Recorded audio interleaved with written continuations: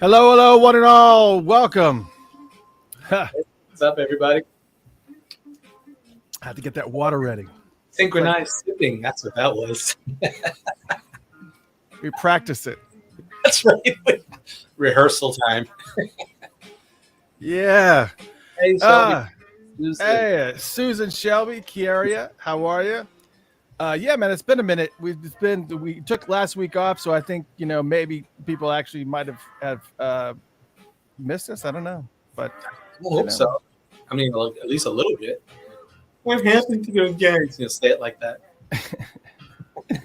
Hey, Susie, how are you? Yes. WTF. Welcome to Funkatopia. Welcome. Oh, I love it. That's it. Thanks, man. Yes. WTF. Welcome to Funkatopia. Alfonso Stars in the house. What's going on? Veronica, hello. Carrie, hi. I wish. Hello. Veronica. All right. Laura Guitars in the house too. All you fine folks. As for those of you just tuning in, this is a little bit of a pre-show. We kind of let people come in and get comfortable and just chill. And we got an opportunity to say hello to everybody and see how you're doing. We got lots of cool, funky news to talk about. Obviously, we got celebration stuff to talk about. We got a lot of funk news that's not Prince related or funk related. Greg, what's going on? Right. Krista, WTF to you. Welcome to Funkatopia. I feel like we got to work that into our branding somehow. I think so. I think it's perfect. Aaron, how are you? Today we're going to be talking about lots of news and stuff. Of course, we'll wait until the 8 o'clock hits, which is going to be a couple minutes from right now. Cool. But we wanted to give an opportunity to come in and say hello. MPG at the Toronto Jazz Fest. They're doing a lot of different things. Yeah, they are. They are. Oh, happy birthday, Aaron. Aaron, which one you prefer? Oh, look, that's cool. Yeah, it's we're going to talk about Lovesexy today too. Obviously, we're going to go through the news first, and then we'll go into the Lovesexy stuff. We'll talk about that as well. Jay, how are you? We talk about a little bit of everything, but Lovesexy is going to be a part of the discussion today. So it's great. It's gonna be. Thing you got is alive. Hey, Jack. LA. Good. Oh, yeah. I was just kind of checking everything out. Man, I hope everybody had an awesome past couple of weeks. Since everything's been going well. Yeah, everything's. I mean, we've got some stories to share. We had an opportunity to see Midnight Star, Sheila E. and Morris Day and the Time in Stockbridge, Georgia, which was a very cool show. And make sure that we tell you a little bit about that show performance. It was very cool. Yeah. Never been to that venue before. It was an outdoor venue. Man, go with the sound. Yeah, but the problem was that both the recordings that when I tried to do Funkatopia Live, when I tried to do the broadcast from there, and also when I recorded it, to pre-record it and then post it later, that the sound was all what you hear on that clip. It's because the line, we were perfectly in line with the subs, so it was just bass, man. The phones were like yeah, it sounded great. It sounded great when we were there, but the phone did not do it any justice. And not like that much bass. No, yeah, it was a good concert, but yeah, it was a good concert. We had a good time. We had a good time. Let's just leave it at that. We'll talk a little bit about some of the things, but we obviously have a lot of friends in the Purple Circle, so we got to be a little bit wary of what we say and how we say it, because we don't want to affect anybody's livelihood. But there's some tweaking that needs to be done for sure. But you'll be here. You'll hear it. We'll talk about it. So yes, we'll talk a little bit about it. So Jamie, awesome on the drum lessons. Awesome, good. I hope you knock it out and have a great time. Get those I've parts. always liked the steel drums. I would love to be able to learn how to play steel drums and then just retire doing just Oh yeah, playing at a Jamaican restaurant or somewhere in the Caribbean where you just sit around and just play steel drums and sing and chill and drink margaritas all day. And I agree. So what I want to know is, did you watch the steel drums and get a lesson on steel drums, or watch the steel drums and get a lesson on regular drum set? That's what I want to know. Completely different things. all right, I'm going to put my hand up to indicate we're going to start the show, you guys, because it's already 8:01. I kind of let it slide by, but I wanted to give some more people an opportunity to kind of come in, but we're going to kind of go right into it. So WTF, everybody. WTF, everybody. Welcome to Funkatopia. Oh, my goodness gracious. We are having an amazing time. We missed you guys. We took last week off, and now we're here. We're kind of chilling. We're back. We've got some really cool news to talk about, some different things to discuss and whatnot. And also, we're going to talk a little bit about the album Lovesexy, which turns 34 today, which I remember exactly where I was when this album came out. I remember the challenge it was to buy that album at the record store.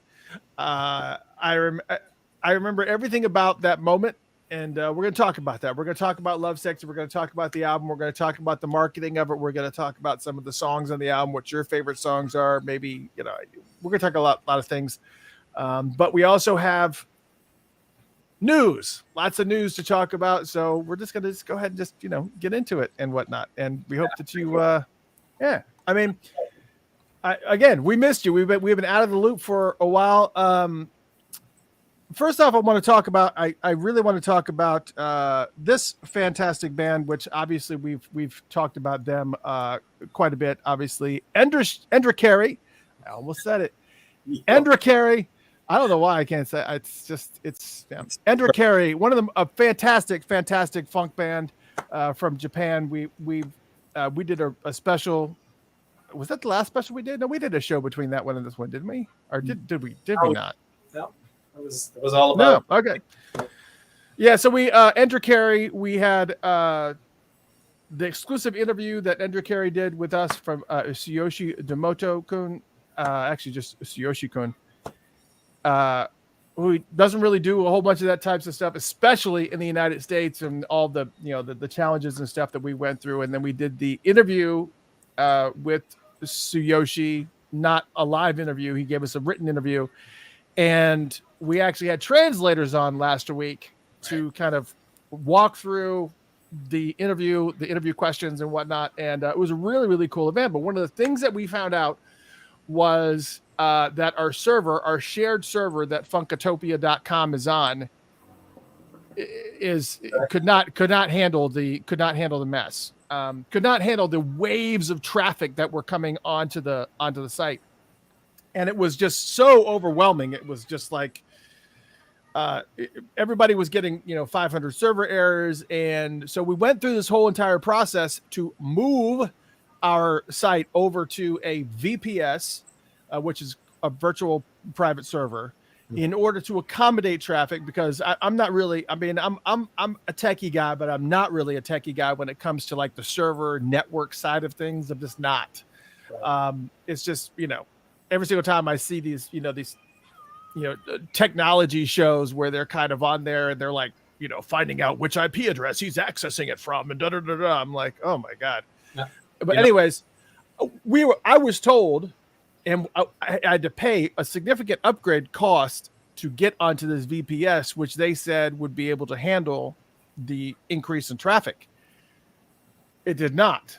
And then I was told that's not what a VPS does. A VPS is really kind of almost still like a shared server scenario. You have your own IP address and you have more resources available to you, like RAM and things like that. But it really doesn't handle all that much more traffic. And I'm like, then what did I pay for? I'm sorry.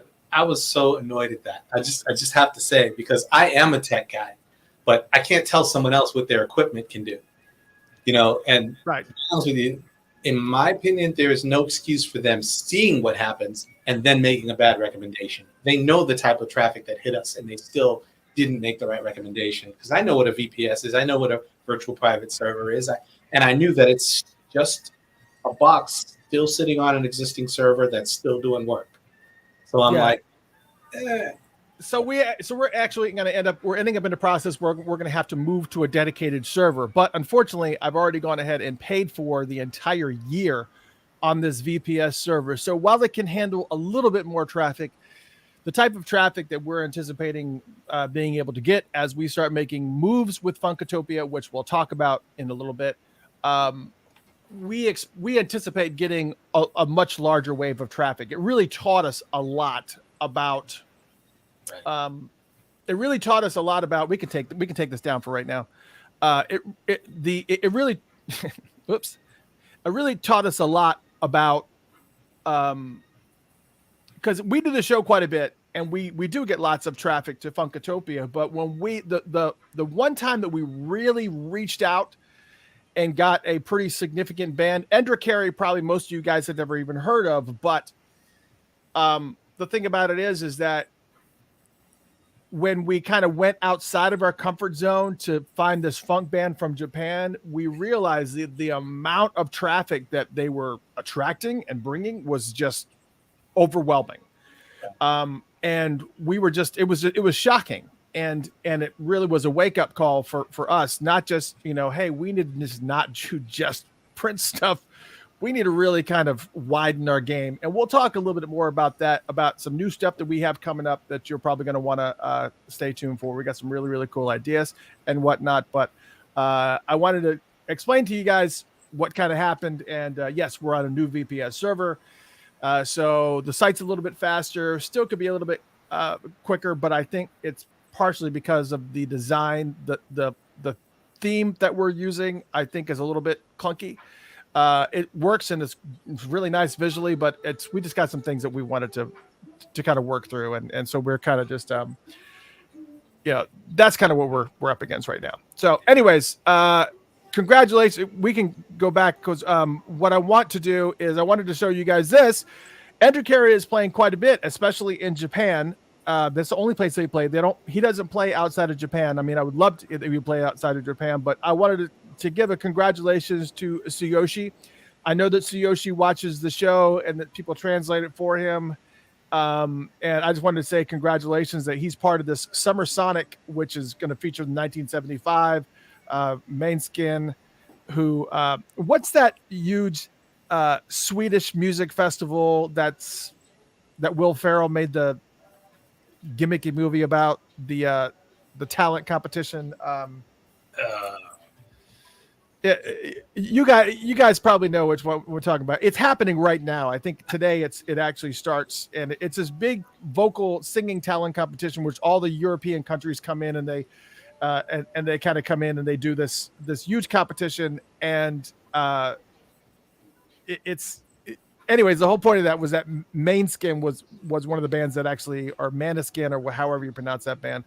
They actually won that, I think, like a couple of years ago, or 2 or 3 years ago, and so they're part of this. But the Offspring is there. It's cool to see my boys Fishbone in there. What's up?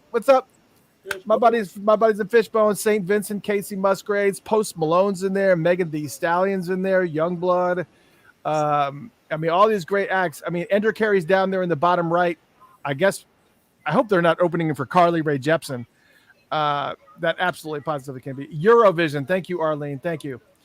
But yeah, so this is like a really, really cool event, and I'm glad that Endra Carey is part of this, because I think this will actually open up their audience to a bunch of people that may or may not have seen them. I don't know. Obviously, these are probably primarily Japanese people that are coming to this show, right? But I still think Endra Carey is one of these bands that's just been around for a minute. And another thing I'm actually very, very excited about is Kendrick Lamar, which is Kendrick Lamar's new album is dropping in 3 days on the 13th. And obviously, we've been waiting for a long time for Kendrick Lamar's new album.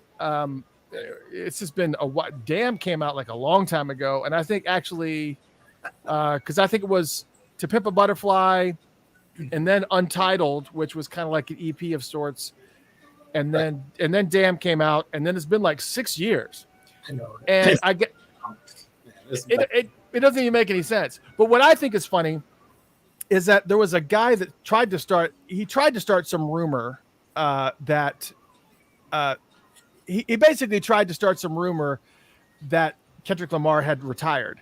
And so that what ended up happening was that, and I'll actually share this little window here. If I can find out where, oh, there it is. Sorry. People talk, man. People say stuff. Oh yeah. And so Kendrick Lamar dropped this website here. And it's crazy, but this is the website that he dropped, and it looks like, what am I looking at here? But it's oklama.com, OKLAMA, and it has 3 folders, just random folders, and you basically open it up, and the first folder kind of shows some basic information. It just says the following statement was released today by Oklama through his company PP Lang. The album Mr. Morale and the Big Steppers, release date May 13th, 2022. Then you go back and you click on the other folder, and that's the picture that we were just showing of Kendrick holding this. I guess it's supposed to look like an antique book that has his album title on the book, and it says Kendrick Lamar, and he's got the master copies of the two CDs, which was the indicator that it's not only a new album, but it's a double album, which is even more incredible. And then of course you got New Thoughts, where he kind of shows himself in the studio, and he's got a little bit of a little bit stating here, but it is his final album with Top Dog Entertainment, which is that's got to be bittersweet for them, because Kendrick pretty much put them on the map. And but they apparently the part is amicable. He's going a separate way. He's actually giving them a double album of all things. So it's great. It's great that it's a double album, and I'm looking forward to it. And we're going to be listening to it in 3 days. Yes. Brian was talking about how the fact that Kendrick's new video is far. Yes, it is actually. And it's a great song. It has a very old school feel to it. So it's kind of like, I don't know if this is the pace of the new album that's coming out, but it's a little bit toned down. It's not as aggressive as Damn was. It's it seems like it's kind of like on the outskirts of where To Pimp a Butterfly was, where it's kind of got this, bigger production, but not as. I think this is just a sprinkle of flavor. Like, here you go. Get ready, because it's gonna get hot. Yeah, it's gonna be it's gonna be amazing. I'm looking forward to it, and it is great. So I also want to talk about that I got. I'm gonna actually skip ahead just for a second. I'm gonna skip that next bullet and kind of go to the other bullet, because my favorite band, one of my favorite bands of all time from the 80s, The Fix. I had Spotify on the daily mix, and it knows all the bands that I listen to, and it played this song, and I was like, man, this sounds like really 80s. Like it sounds like 80s new wave type of, not like that chaotic punky type of, but it was like that, like the Send Me an Angel stuff, the Send Me an Angel. It was like a really kind of 80s vibey feel, and I was like, but it had Cy Curnan's voice, who's the lead singer of the band The Fix. And I was obsessed with these guys for a really, really long time. And I was like, what song is that? And I go over and I see the song. I was like, I don't know what song that is. And then I find out that they've got 3 singles that have been released for this album that they are going to be releasing, called Every 5 Seconds. And it's about to drop. It's going to be dropping June 3rd. So it's going to be dropping while we're in Minneapolis. And I'm so excited, because again, this is one of my all-time favorite bands. I know I've kind of pressed you guys a lot on The Fix, and and I've said this before. Prince was into The Fix. Matter of fact, what Morris Day talks about it in his book. He talks about the fact that that Prince was really into the Fix, and he really liked the name too. So when he was trying to find a name for the time, he kind of was just like, he really liked the Fix, and he was really leaning towards doing, coming up with a name that somebody would have to say all the time, and they came up with the time. So, but Prince is not what led me to the Fix. The Fix led me to the Fix. Actually, I take that back. The Police led me to the Fix, because one of the first concerts I got to see by myself was the Fix on their Reach the Beach tour, opening up for the Police on their Synchronicity tour at the Omni in Atlanta. And I was just mind blown. Wow. And so, yeah, it was just such a fantastic album. Reach the Beach was for them. You guys may remember One Thing Leads to Another, and Saved by Zero, and all those really cool songs. Anyways, one of my favorite bands. Figure I've given a little bit of a shout out that they got a brand new album coming out on June 3rd. Pretty psyched about. So I know you guys like Prince news. So let me back up now, because I happen to be going. I was on Facebook Marketplace of all. Yeah, Veronica, look at y'all. Secret Separation. Da-na-na-na-na-na.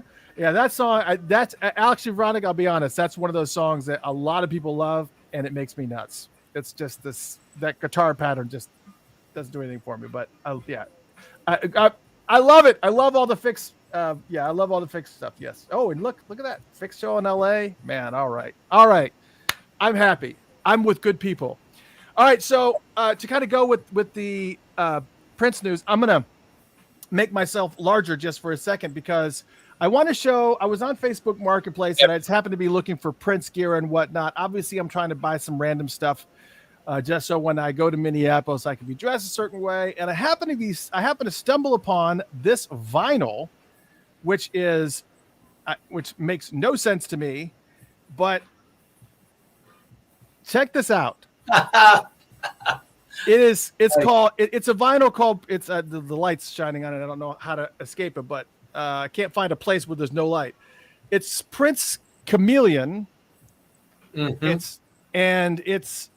I'm moving this corner. It's on colored vinyl, and it is. I'd never seen this before, but it has same page, different book. De Bourgeois. Ain't Gonna Miss You When You're Gone. Boyfriend. If I Could Get Your Attention.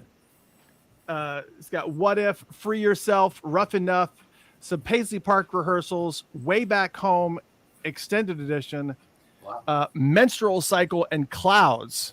Wow. And I was like, I've never seen this before. And so I decided, well, I'm gonna pick it up. I'm gonna check it out just because I'm interested to see what it is. Yeah. And I did open it up, and the vinyl has that photo, and it's green vinyl. What? It's green vinyl. I'm not exactly sure why it's green. But I think they made this in like a bunch of different vinyls. I did listen to it. As you can see, I did not cut open the plastic, so I did not technically do an unboxing here. But I did listen to it. The audio is decent. It's okay. The audio is good. It's but it's not anything that's like, oh my gosh, this is unbelievable. It's just regular standard audio.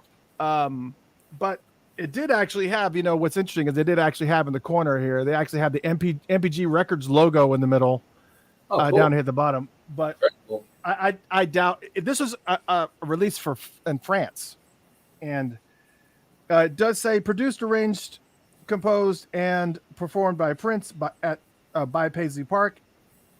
Copyright 2020. All rights of the record producer and the owner. Work reproduced reserved. It's just added. It's got all the technical stuff on it, but this isn't. This is obviously not an official release. Right. But whenever they go about and they actually go through the process of making vinyl, especially when it looks good, I just absolutely I had to buy it. And of course, I wanted to see. I wanted to see. I did wanted to see. I did want to see something. I wanted to hear Menstrual Cycle on vinyl. This was like Menstrual Cycle on vinyl was like my big. I need to hear this on vinyl. and it was exactly what I thought it would be, which was just listening to it on a different system. Mm, It didn't yeah. really have like a bunch of, there wasn't a lot of, Yeah, it didn't. Yeah, I get it. yeah. So it was a decent vinyl. It was cool. And, that's what it is. Remastered or mastered or whatever it is, but pretty much the same. Yeah. So anyways, it's it's great. So I would definitely, speaking of which, we got a brand new song that had dropped by Prince. I might have to turn this down, which some of you guys may have actually heard. I posted it on Facebook. A lot of people have not heard it yet, but it's really kind of interesting because it's called "If You Were a Sailboat," and the kind of background on this is unreleased cover version of a 2007 track by Katie Muela, recorded between 2007, 2009, Paisley Park Studios in Chanhassen. Mm-hmm. And there was a couple other songs that she had actually recorded there and that Prince recorded too, which is 9 Million Bicycles. I think we have that on rotation somewhere. And The Closest Thing to Crazy, which I had not heard. The guy who wrote this song is a guy by the name of Mike Batt, and he talked a little bit about it. He said, Prince's recording of my song, If You Were a Sailboat, which I wrote for Katie Muela, of whom Prince was a big fan. He sang 3 of my songs for her, The Closest Thing to Crazy, 9 Million Bicycle, and this one. And before recording it, he asked me if he could change If You Were a Cowboy, I guess it was part of the lyrics, if you were a cowboy to If You Were a Gypsy to fit the male point of view better. I agreed, but when I approved the final version that he sent, he snuck in If You Were a Witness instead of If You Were a Preacher, which is another lyric since he was a Jehovah's Witness. And I hadn't noticed that, and I'm sure he wouldn't mind my posting it now so the world can hear it. Very nice of him to ask permission to make that word change. And so this is, I guess I can play a little bit of the song. Hopefully no ad pops up. Yeah. Can you hear this at all? No. You can't hear it at all? No. I don't know if I'm going to be able to. It's not muted either. I hear it. I hear it. Okay. If you're a gypsy, I would trail you. If you were a piece of wood, I'd nail you to the floor. If you were a sailboat, I would sail you to the shore. So that kind of gives you a little bit of an idea of the song. And what's interesting is that I love when these songs just kind of pop up and you're like, oh my God, this is a really, really good recording of a song from Prince I've never heard before. But if you want to check it out, definitely visit our Facebook page. Matter of fact, if you're on the Facebook page right now, facebook.com/Funkotopia, please follow us. Please follow the page, like the page, whatever. Also, if you're on YouTube, please subscribe. Please subscribe. We'd love for you to join us on our little journeys that we do. We're going to be talking a little bit later about the Lovesexy album, but yeah, that song was really, really cool. I'd never heard it before, and I love those songs that come so out of left field that you don't see coming. It's kind of like Neurotic Lover's Bedroom. It was like one of those songs where, what the hell? And then it comes in and you're just like surprised when you hear it. It's like, I didn't see this one coming at all. It's a nice song. It's really nice. I liked it. It's like, okay, this works. Yeah. So anyways, there's that. All right. So let's go. We're Jeff Page and myself actually had we got to go to Stockbridge, Georgia this past Saturday. And yeah, we got to enjoy Midnight Star and Sheila E. and Morris Day and the Time do their thing. We got there early enough and really got the show. And I will say, let me just go right in. Sure. You do it. Okay. Let me just start with Midnight Star. Okay. These guys just from start to finish, nobody sat down. They killed it like all the way through. And this was the original members, right? It was all original members of Midnight Star. Come on. And let's time out right there for a second. This is Midnight Star from the 70s and early 80s. I think they came out like late 70s, I think early, and then went into the early 80s. But I think they were mostly, you know, their success, their primary success was in the 80s. But I want to say he said they got together in 1976. Yeah. All of the original members of Midnight Star. Every single one of them was original. That makes no sense. They murdered it.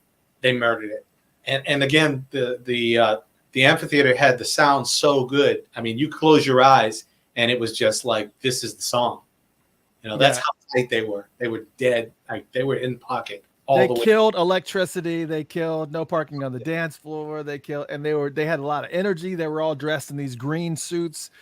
It was just it was awesome. It was really, really good. Energy was high, man. They just stayed up there, and you never came down till they were completely finished, walked off the stage, and everybody was just like, there it is. That was it. Yeah, it was killer.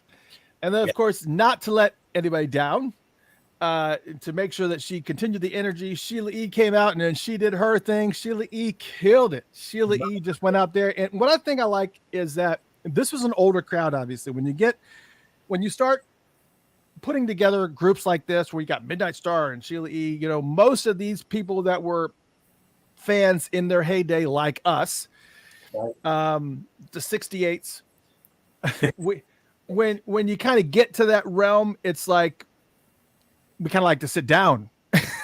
You know, most people prefer to sit. We don't want to just dance the whole time. We're probably going to do a lot of dancing in Minneapolis, but it's just one of these things, you know. You just got to keep the energy going. And my corns, my legs. Oh, think I hurt myself. So yeah, it's real typical in shows like this that a majority of the crowd sits. But they, you know, then occasionally they'll jump up if they hear something that kind of feels some sort of way. Sheila E. kept him going, and she was like, you know, it was very obvious that the biggest reactions were, you know, for Glamorous Life and things like that. But she really kept it going. I mean, even with, you know, Belle of St. Mark, you could tell that the people that were down in front, they were obviously feeling it and up, but you look around and there may be a sporadic, you know, but their energy on the stage never stopped. Never. Yeah. The energy for Sheila never stopped. So then, then the time came. Yeah. Then Morris Day and the Time came on. Now let me. All right. First off, let me give a major thank you to Jelly Bean. Jelly Bean Johnson, good friend of mine, love him dearly, and he was able to get us into the show. He was like, "Come on out to the show." I was like, "Okay." So we came out to the show, and you're there to support Jelly Bean. I've seen Sheila E. multiple times. I've seen The Time multiple times. I've never seen The Time in their original configuration ever. I've never seen Jesse Johnson play with The Time. The only versions of The Time I've ever seen has only been with Tori playing guitar. Right. I want to say there may have been some random person that played guitar besides Tori, but I don't think so. It was just Tori from those parts. So I've never seen any other configuration with The Time other than the version. And there was always like a little bit of, you know, maybe Monty was there, maybe he wasn't. Jerome was there. Right. And then Jerome stopped doing it. Then Monty stopped doing it. Then you know, Jimmy Jam and Terry Lewis never did it. I mean, other than the original configuration, it was just never. The only original members of The Time that were playing this night was Morris and Jelly Bean. That's it. And again, Jelly Bean's a really, really good friend of mine. But I don't know if Morris. I mean, I don't know if Morris got hurt. I think so. All right. Let's just put it this way. If you closed your eyes. Yeah. This was one of the tightest sounds you've heard. If you closed your eyes and you were just listening, everything was so in pocket and so tight. you would have been grooving like no tomorrow. It would have been all three performers. You never sat down. I will say that. Absolutely. If you're somebody who loves dance, that would have been it. But if you open your eyes, it's a little bit different of a story. It was a different story. And like Christopher was about to say, we don't know if maybe Morris Day hurt himself or something, because he wasn't, the energy was not there. He was moving in such a way you'd think, I've seen back injuries before. I've had a back injury. I know what happens, how you can't move a certain way. Right. He was doing all of that and then some. And it had me, at first I was like, what's going on here? This is not the same band. Close your eyes, you jam again, you open your eyes, you go, wait, stop. So we did manage to get you 3 clips.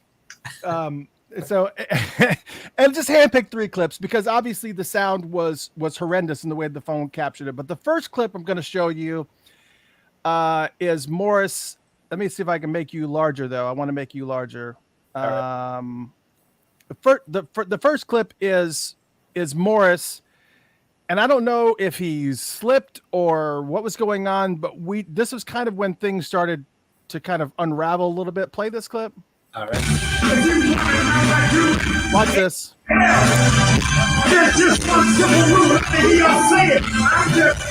Watch this. Here it comes. Yeah. Okay. That's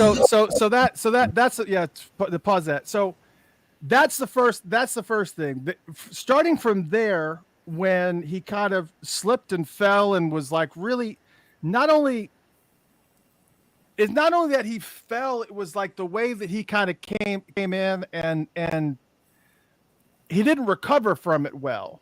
Right. It was like he kind of fell back and then forward and then to the side, and it was like very slow motion kind of falling. You know, it was like yeah. It took a long time for him to get down there. And I think you just have to think something got tweaked at that point. Yeah, because at that point, what ends up happening is that like dance stuff starts to get really stiff. All the dance moves become very, very stiff. Yeah, I'm gonna turn it down. I don't know. We can just. I think we can. You may have access to the audio. Yeah. So, anyways, so they're doing this now. Here's the other thing. Now you can turn the audio up for this. Everybody get Okay, pause. Okay. So what he said was, everybody get naked. And he went, Get naked. And people started putting more clothes on. I was just like, wait, like he can't get excited. He couldn't do anything. He never took his coat off even. You could even tell by the way he was taking his jacket off, there may have been a tweak going. It was like, I can't. It was like he was like, right. It was like, but this is not going to work for me. And he put it back on. Like, oh,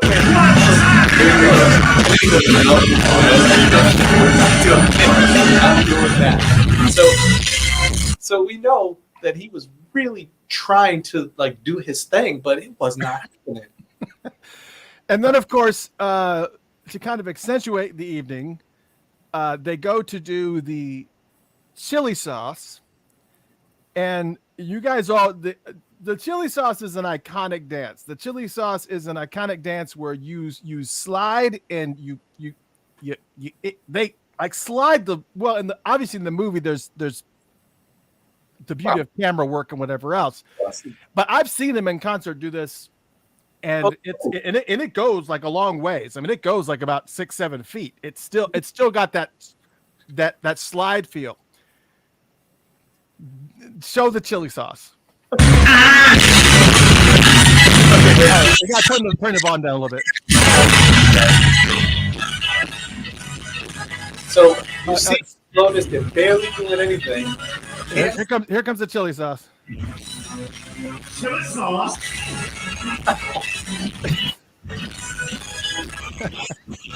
Okay. Yeah. So, At that point, I was convinced. I mean, I was convinced earlier, but at that point, it was like, you know what?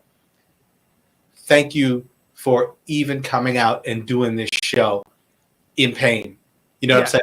All I could think was, you can take the video now. yeah, all right, cool. I was thinking, all I could think was like, thank you for coming out, man, because you had to be hurting. There had to be something seriously wrong, because that was, what did we say? That was not chili sauce. It was more like applesauce. Or like applesauce. Applesauce. We wanted chili sauce, and we got ketchup. That's what I'm saying. And again, to be fair, we realize we do realize. I know I see Stacy saying they were 20 plus years old in the movie. Yeah. We're totally aware of that. Totally aware of that. But I've seen them before, not too long ago, like a few years ago, and it was before the pandemic, but they were still energetic. The dance moves and everything were still tight. There was something else. There was something. Had to be, and I love the time. Like I still love the time. I still love the time. There's nothing about that. It's just that there was something else going on. But yeah, there was something. Had to be. It was something else going on. Like, applesauce.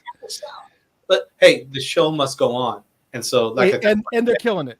I mean, musically, everything is great. I just, I don't. There's just some tightening and things that need to happen. Yeah, I mean, there's some really, really cool stuff. Honestly, I get it. When you're a performer, you don't want people to know when you're going through stuff, and I get that there's this facade, this image you have to keep forward. But I honestly believe that he could have started the show and said, "Look, we're gonna do our thing. I have a slight. I hurt myself, but we're gonna do the show." And I think the result would have been much stronger, because the whole audience was just like, you know what I mean? But like I said, you close your eyes and you can't. It's just on point. But and a lot of the audience was sitting down. And matter of fact, they didn't even do Jungle Love. Right. The way that the set list went, they had setlist.fm, the website. I went and I was kind of we were analyzing, what songs may come up next. And one thing I will say, they do mix up a lot of the songs. They have the same core 15 to 20 songs, and they kind of pick 12 or whatever they're going to do. And that's kind of the show. But the one things that never change, 777-9311, Jungle Love, and The Bird, pretty much all their big hits. Cool. Those songs are always going to be played. Always going to be played. Absolutely. And normally Jungle Love is served up as an encore in a lot of those situations. And they got through The Bird, and that was it. There was no encore. There was no, I don't know. And they did when they did their little slow song set, they killed it. Like the slow song set was nice. They did Girl. Like they did Girl. Awesome. And a clip of it. And then you don't expect much movement. And I know people are commenting and they're saying they're old and he's old and this and that. And I get that too. That's something we're all gonna go through no matter what. I get that. You know what I mean? I just feel like it was more than that. But yeah, it was. Brian said, "How did they not do Jungle Love? Did you guys stay to the very end? They did Jungle Love Jungle Love was supposed to be the encore, but the people were not doing the encore.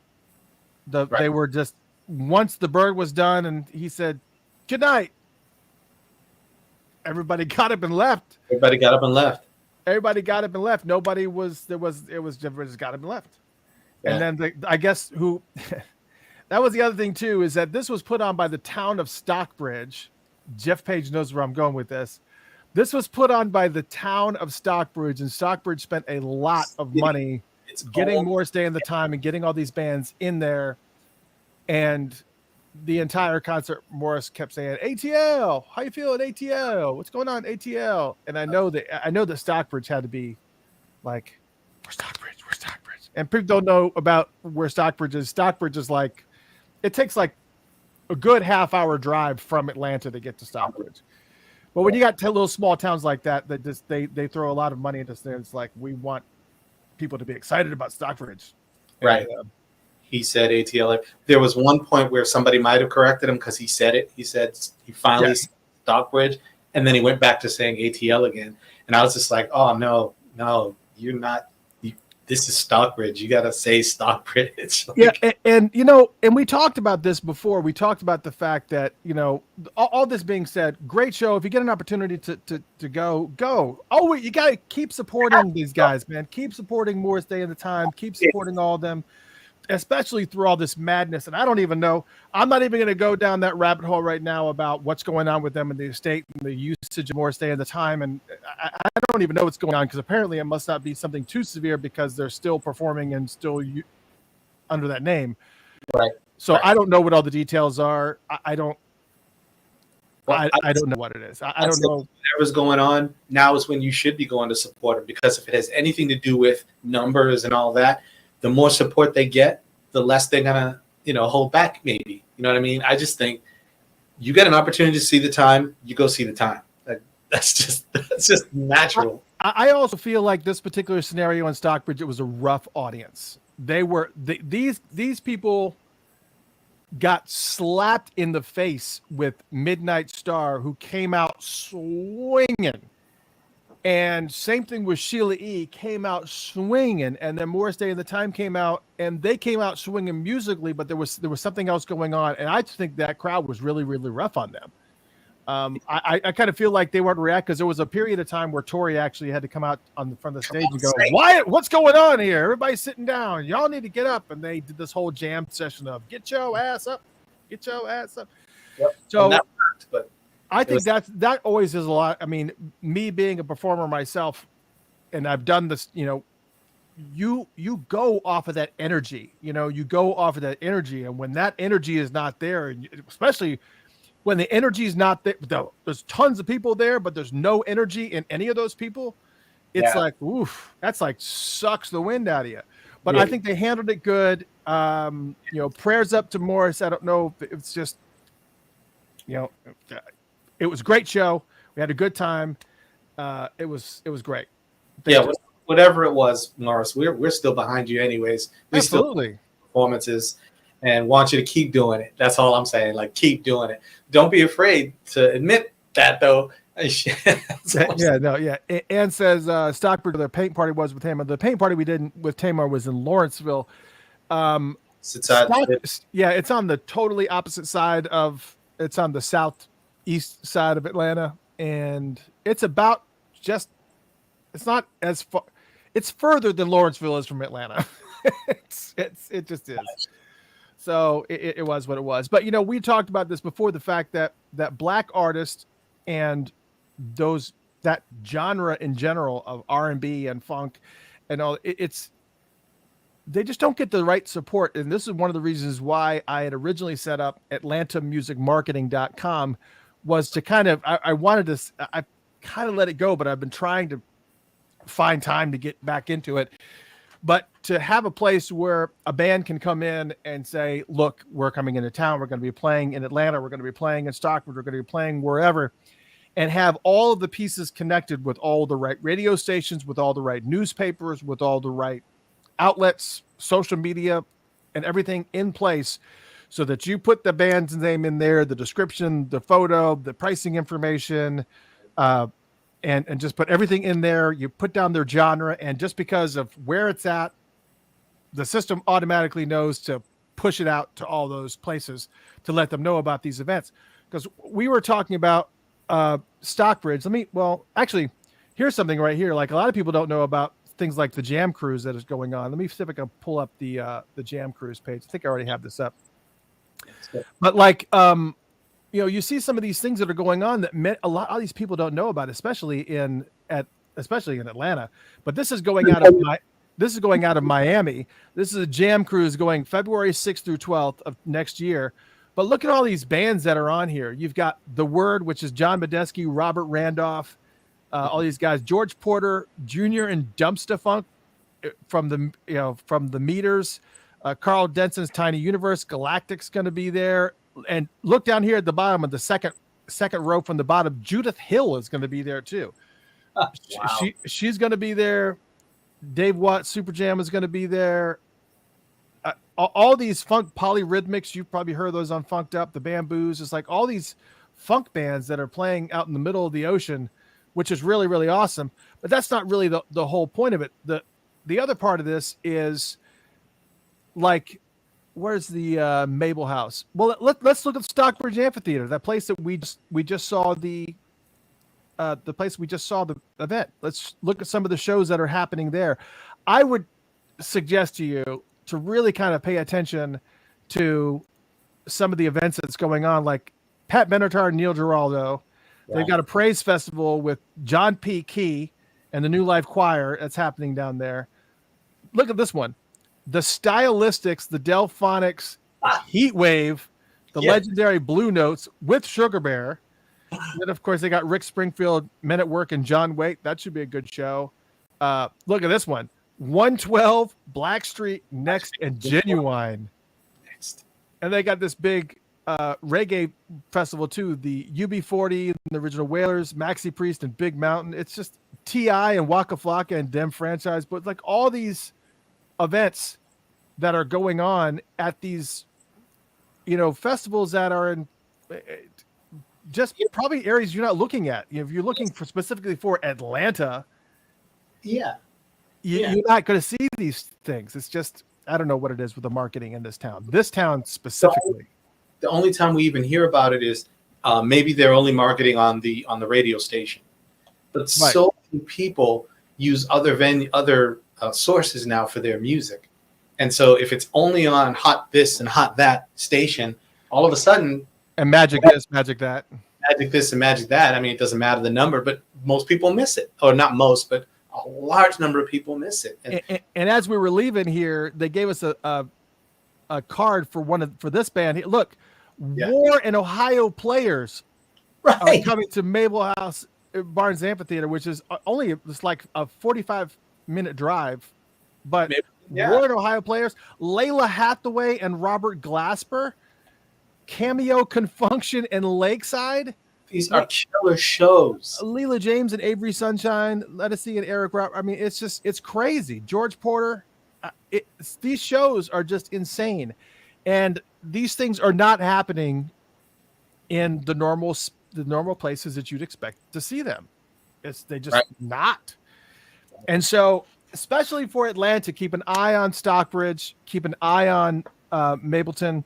Just keep an eye on those types of places, because if you get into areas that are predominantly black areas where they know that they're going to be able to go in and actually sell tickets, as opposed to a place like Atlanta where you kind of got a little bit of mixed bag. You never know who's going to be willing to come into the city and who's not. There are so many amazing venues that are out there to support the style of music that we love. And I'm telling you, dude, Jeff Page and I are going to be taking a lot more trips down to Stockbridge and the Mableton area, because we've been talking about this War and Ohio Players show. I'm just like, how do you not go see War and Ohio Players? It's just you just have to. If you've never seen them, go see them. All right, so got a couple more things to talk about here. I know we want to talk about the Lovesexy stuff here, but we still have a couple more things to talk about here. We'll first talk about the Rock and Roll Hall of Fame induction, which is done. The voting is done. They've decided who is going to be in it. We're not going to go into a lot of talk about this because we've already talked about it before. We've talked about the fact that Judas Priest is the only band on here that's considered rock and roll. Pat Benatar, kind of right on their level, but yeah. You can't say anything else. There's nobody else on here that is rock and roll. They really need to change the name of this hall. It just doesn't make any sense. It's right. And it's great, the choices, the selections that they made. I mean, there's no question that those people should be honored for something. You know, Oh, absolutely. there's no question, but it's just the historic Rock and Roll Hall of Fame.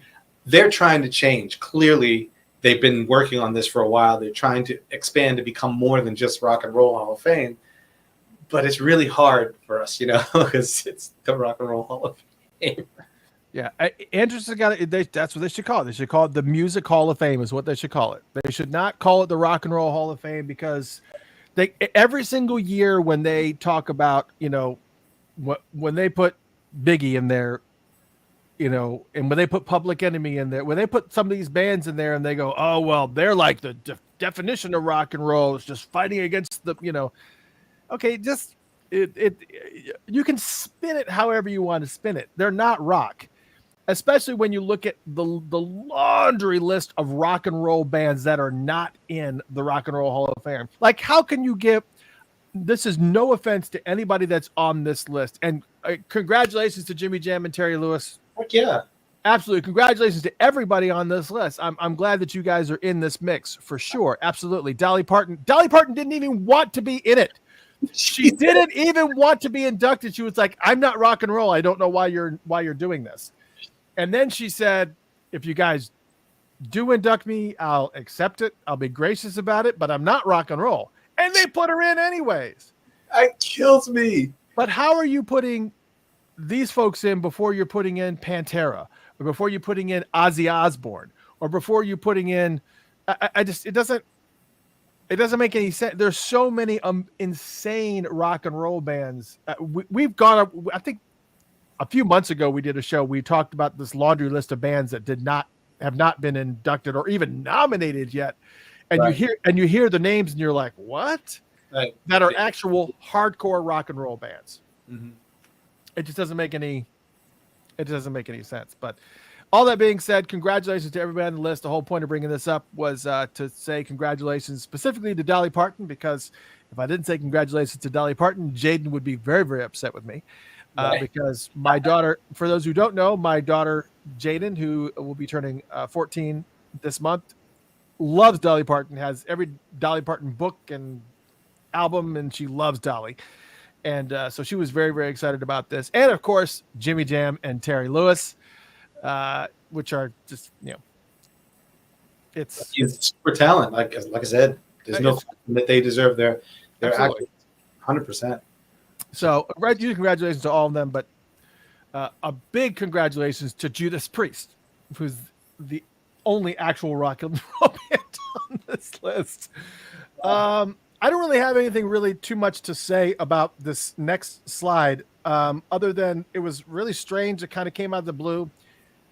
Sharon L. Nelson, Prince's sister, started posting a lot of weird things on her Twitter account and just on her social media posts. She would post it and then she would take it down. But it's like something is in the mix, or something is in the water that we don't know about. There's something going on in the background that is maybe about to come to light. I don't know what's going on. But this is the last post that she did just a few days ago, where it says, "For there is nothing hidden that will not be disclosed, and nothing concealed that will not be known or brought out into the open. Therefore, consider carefully how you listen," which is obviously a biblical quote from Luke 8:17 and 18. And she's been doing little things like this that seem to indicate that there's something that's going on with that. There's something going on, and I don't know. Nobody knows what it is, but I just wanted to kind of throw this out there because I don't know what it is. Yeah. But everything is. She made a lot. I obviously, Laura says there's something faith driven. Yeah, we realize that, but there was other things that she had said on her other social media accounts that she's also that kind of steer that a totally different way. Like there's something else going on. I don't know what it is. I mean, there's a possibility that she's just having her own epiphanies in life, and as things go, she comes up with these thoughts. And and maybe we're reading too deep into it, but not likely. It just seems like We'll see. Let's kind of hold your breath. I saw it and was like, we're going to talk about this. Brian, yeah, I know Black Sabbath was inducted in 2006 when Ozzy was the lead singer, but Ozzy had a very solid career without, just like now Rogers did without Chic, just with like, I mean, there's like tons of bands that you can say this about, just like Sting and the Police. It's just like you have a separation that just kind of happens, and when the solo performance act kind of sometimes outweighs what's going on, it warrants it. You know, I don't know. So I was going to, let's go ahead and just pull that one up. So let's talk about First Avenue for a second.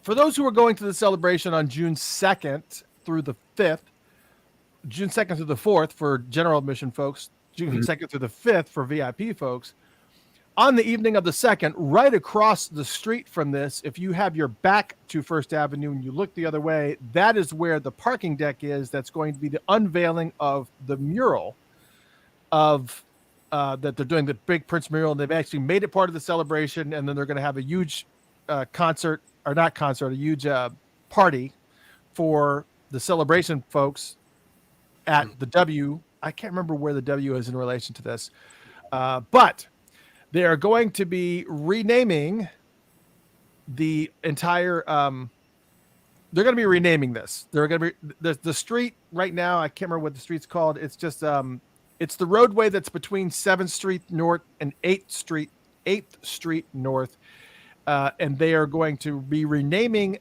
that road Prince Rogers Nelson Way. And so there's all kinds of stuff that's going on, and apparently they're trying to get this so that it coincides with the celebration. So you've got the mural happening on the 2nd of June, where it's tons of people out in front, they're going to be out in front of the First Avenue. Wow. Then they're also renaming the road, which is right next to here as well. But one of the things that First Avenue has always done is they've always done a dance party during the celebration, no matter what it was, whether it was April, whether it was June or whatever, that they called Transmission. And for some reason, they're not doing one this year, like at all. They're not doing anything Prince related this year. They have random bands that are playing all over the days of the celebration, including the nights preceding it, like May 31st and June 1st and whatnot. So they have all that. And there's a lot of shows that aren't even sold out.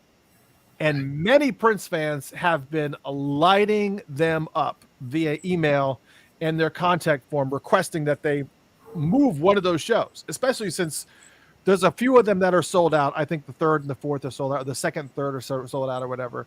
But there are some that are in that mix between the 2nd and the 6th in that window that they're not selling a lot of tickets. They're not sold out. Right. And they've done that in the past where if a band's not doing well and it's, the celebration kind of comes in, I guess technically what could be considered last minute, that they will move the band.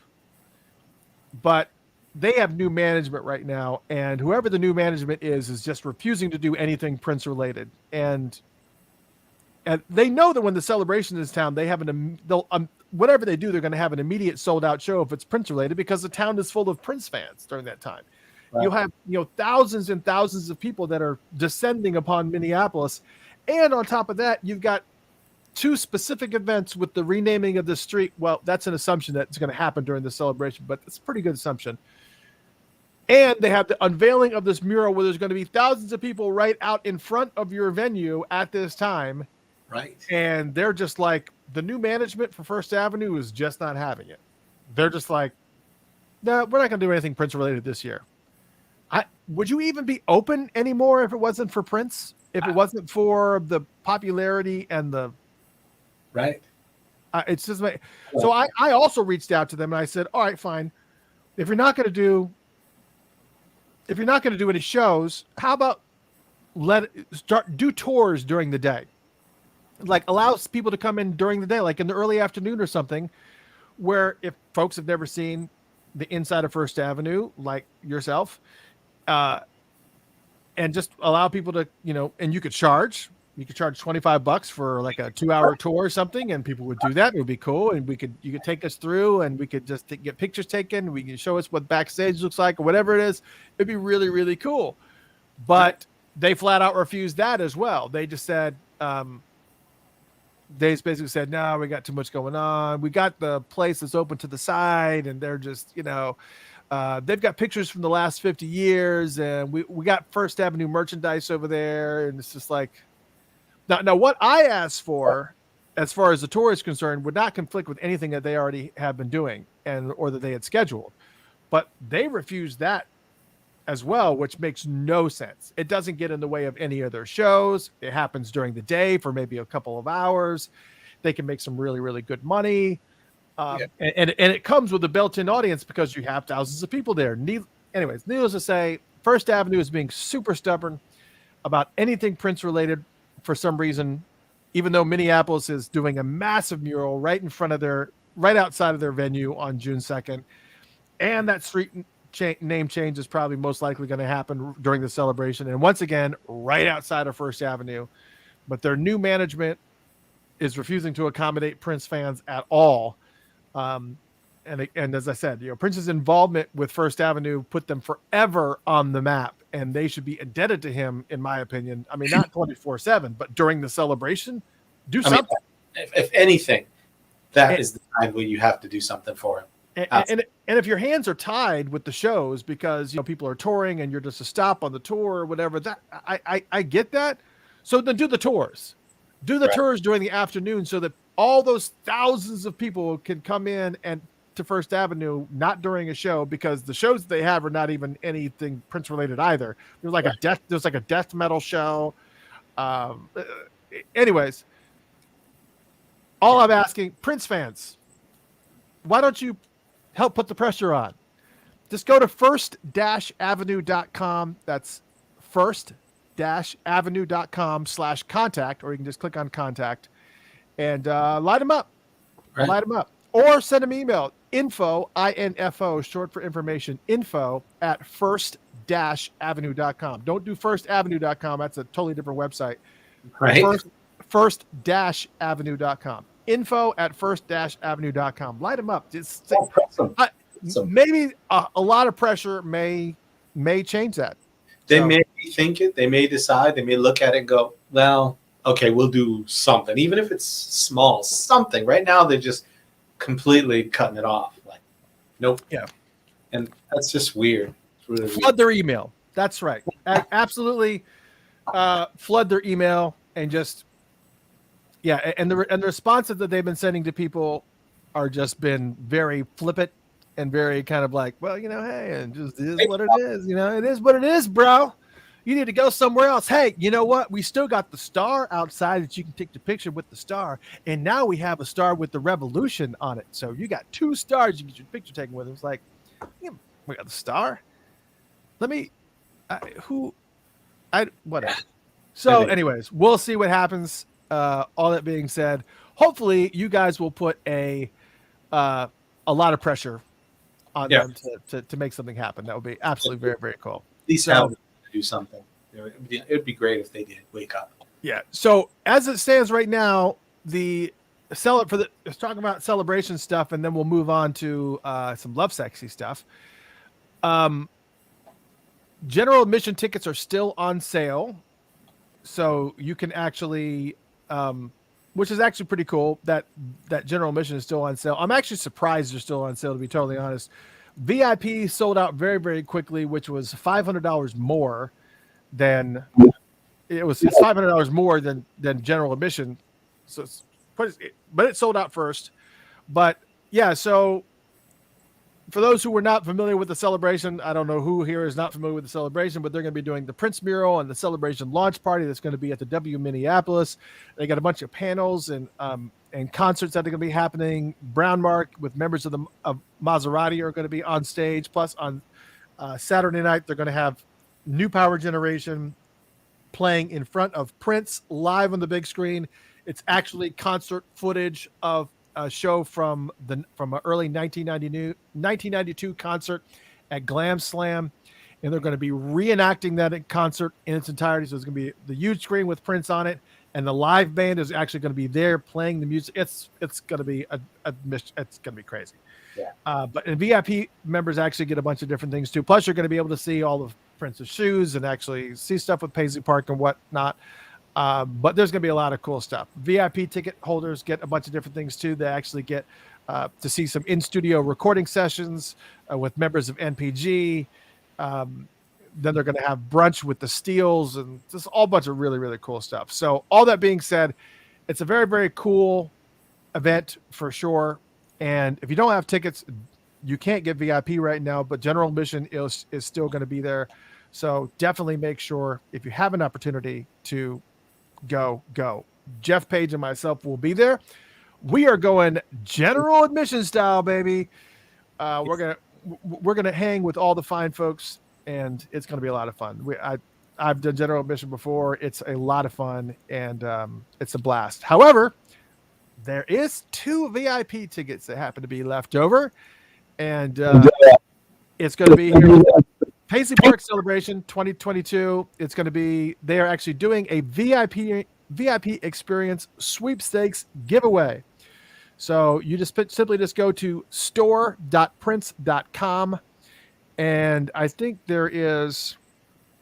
I guess they don't really have a thing. You just have to follow this link. It's store.prince.com/page/sweepstakes. So I imagine even if you have, I guess I imagine that even if you have, let me put this up here.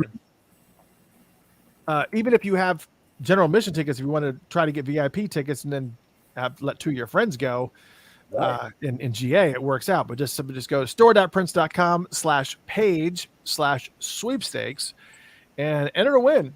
I mean, there's 10 days left. There's only going to be one winner. This ends on the 20th. It's going to be awesome. So if you want a shot at winning 2 VIP tickets, man, this is pretty awesome. Did you sign up for this yet? We've already bought the general admission tickets. Got to kind of feel like this is going to be more for people who need to. This is more for people who can't go at all, and this is like the last ditch effort for them to go. Not that if we didn't win the VIP tickets, we wouldn't turn around and do a giveaway of general admission tickets. So we absolutely would do that. We'd have to make sure that you're going to go, and you have to prove to us that you're going to go by showing us your plane ticket and whatnot. But yeah, so yeah, I wouldn't turn down the VIP ticket. No, absolutely not. Why would you do that? When I might pull out a ski mask and take it from you. I'm just saying. It's just...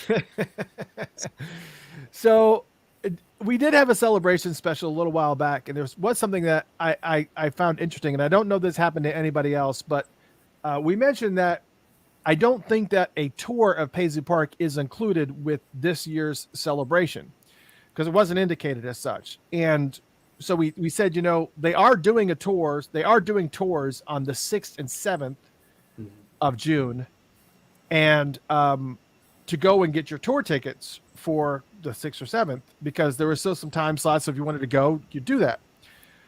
I received an email, I guess it was last week. Yep. It was last week that I received an email saying that they're refunding the money for the tour. I'm curious if anybody else got this email too, because they're canceling the tour. So no more tours. Right. And no tours during this window. And they refunded the money for the tour that we had planned. And did this happen to anybody else? Or is it this is just a Mr. Christopher and Jeff Page thing? Yeah.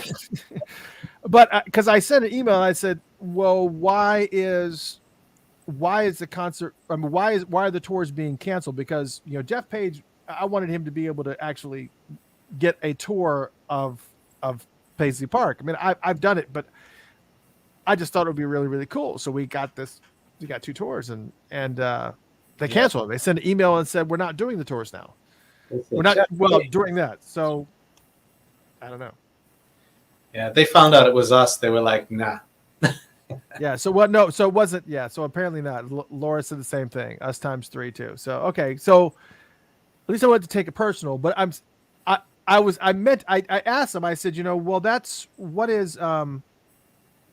what's happening with this? Is it because you guys are just going to be tired and you just don't want to do it? Like, nah, let's not do it.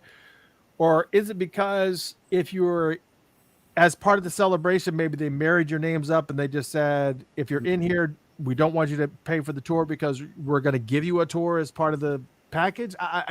That's what I want to know. Is it because of the fact that you're going to be doing the tour during the celebration, or are they just simply just not doing the tours? I have not been able to get any straight answers.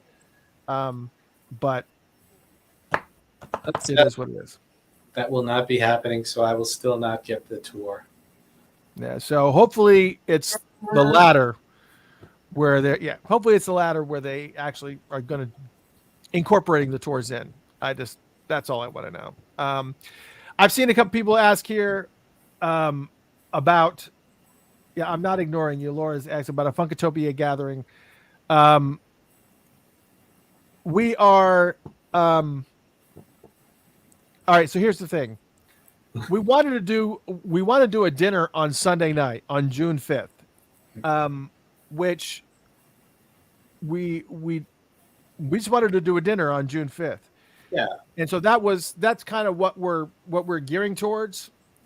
But then, however, Jelly Bean Johnson didn't just announce. I guess it's been going on for whatever reason. I didn't really pay attention to the time or whatever, because there's nothing else going on.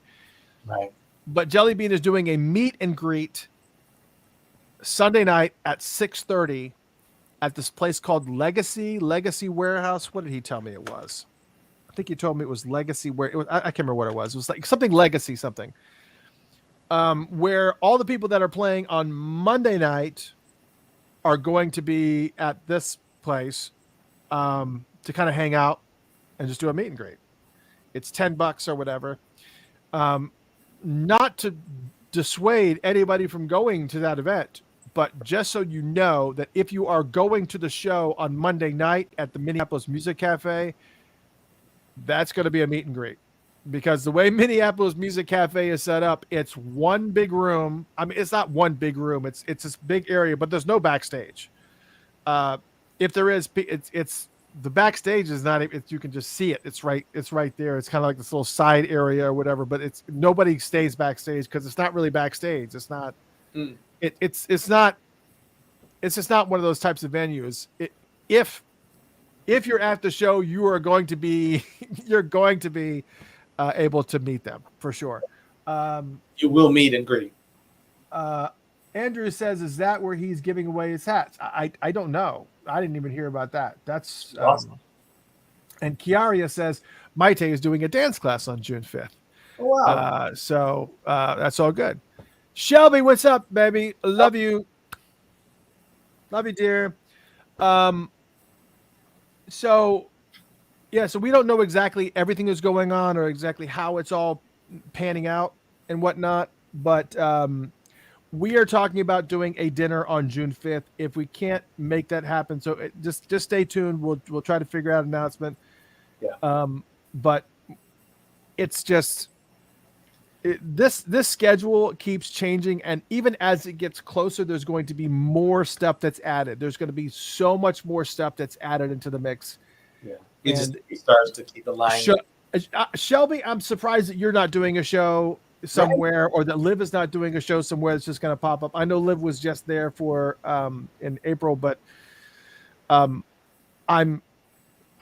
would be totally shocked to not see more shows pop up. So that's the other thing that we want to be real careful about. I'm thinking maybe we don't do a dinner and maybe we do like a get together at Riley Creek or something. I don't know. Maybe we keep it loose and just keep it loose, or maybe just piggyback onto something else. I know that we're piggybacking onto the Purple Genealogy tour. We're actually going to be doing the show for Purple Genealogy. We'll be doing Funkatopia live from there.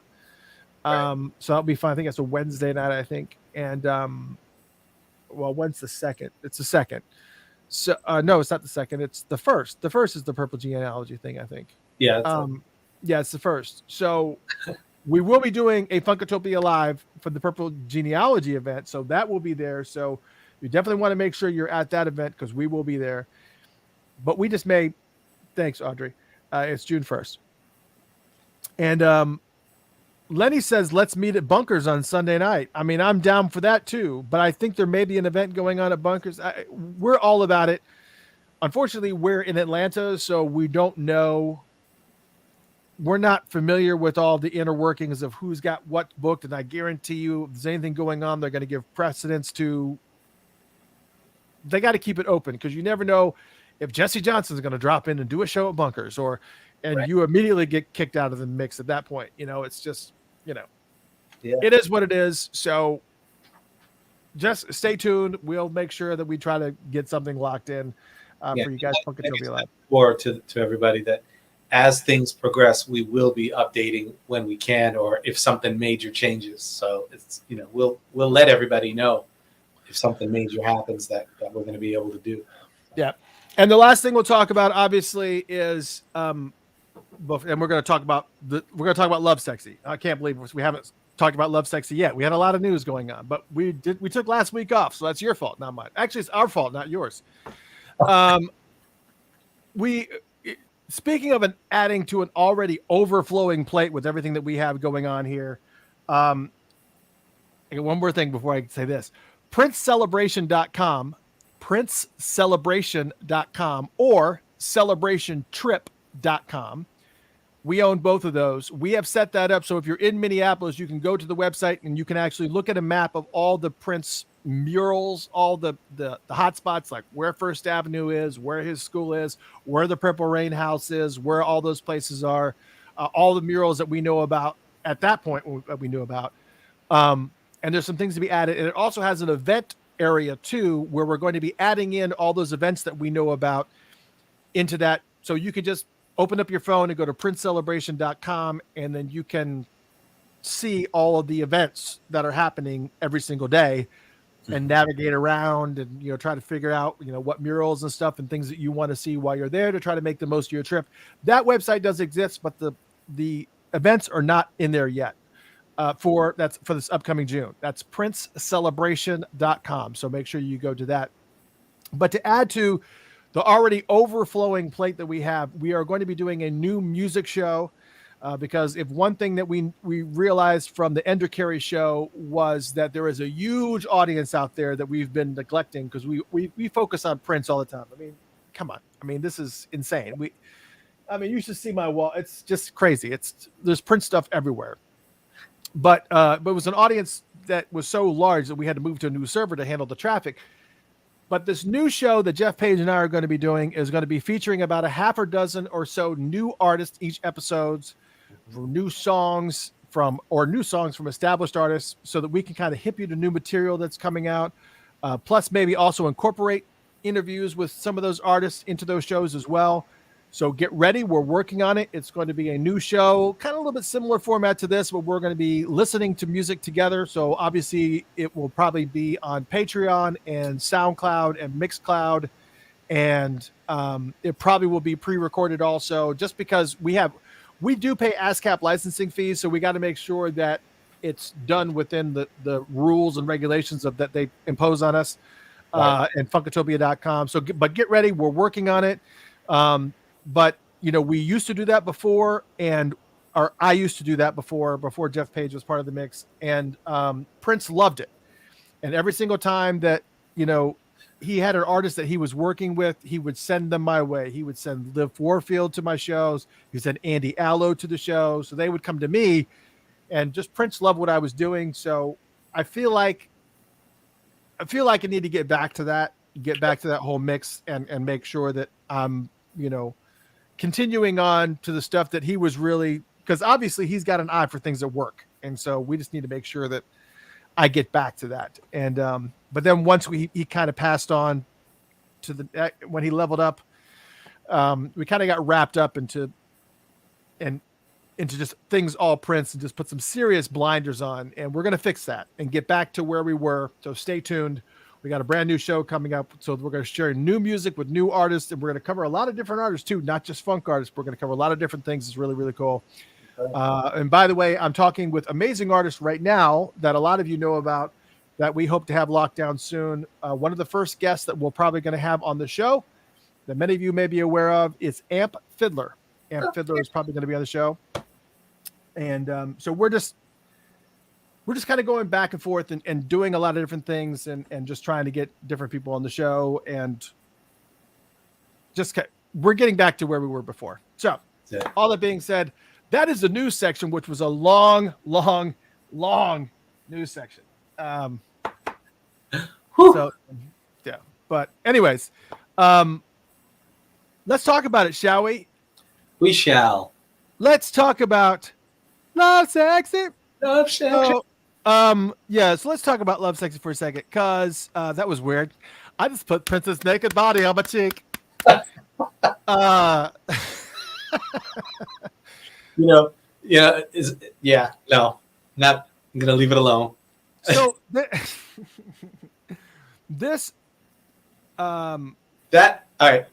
is the first album that I had to purchase that I couldn't let anybody see when I was holding it in my house.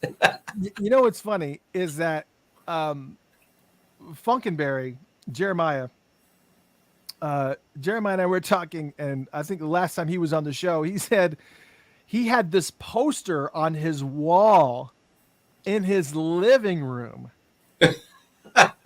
And his friends would walk in and be like, dude,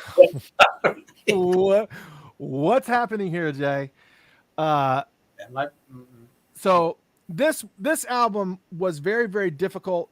Was a very difficult album for a lot of guys to purchase. Girls really didn't care too much about it. I mean, but the reality of it is that at the time it came out, yeah. When this album came out, it was a very, very difficult buy. Yeah. I remember I knew that Prince's new album was coming out. I'd gone to the record store to purchase it, and I went to the store and I'm flipping through the albums, and I think actually Rob Rhythm had actually purchased it first. So I kind of had a little bit of an idea of what I was up against, but I went to the record store and I knew I had to buy it because it was Prince's album, and I had it. Actually, this is the second copy. I actually had the first one on vinyl. Yeah. And I had to buy another album. I was forced to buy another album. You had to so that I could put it on top of this one. So you can kind of walk up to the, so you kind of want to just well, you have quite an eclectic collection there. What's this Prince and Molly Hatchet, is it? Trying to find less like the most manly cover you could find to put it on top of it was just and some record stores actually wouldn't put it on the shelves. Some record stores had a special wrap that they would put around it that covered it, or they kept it behind the counter. And I just it was a difficult buy, but I do remember that, and I do remember I bought 3 albums that day because it was kind of sandwiched.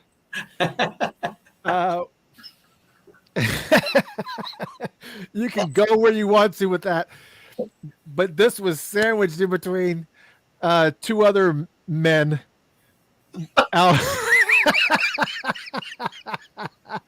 And I brought it up and I put it on the counter and I was like, all right, so I'm here buying this album, and let's kind of keep it down. All right. Let's ring us up. And yes, the black bag.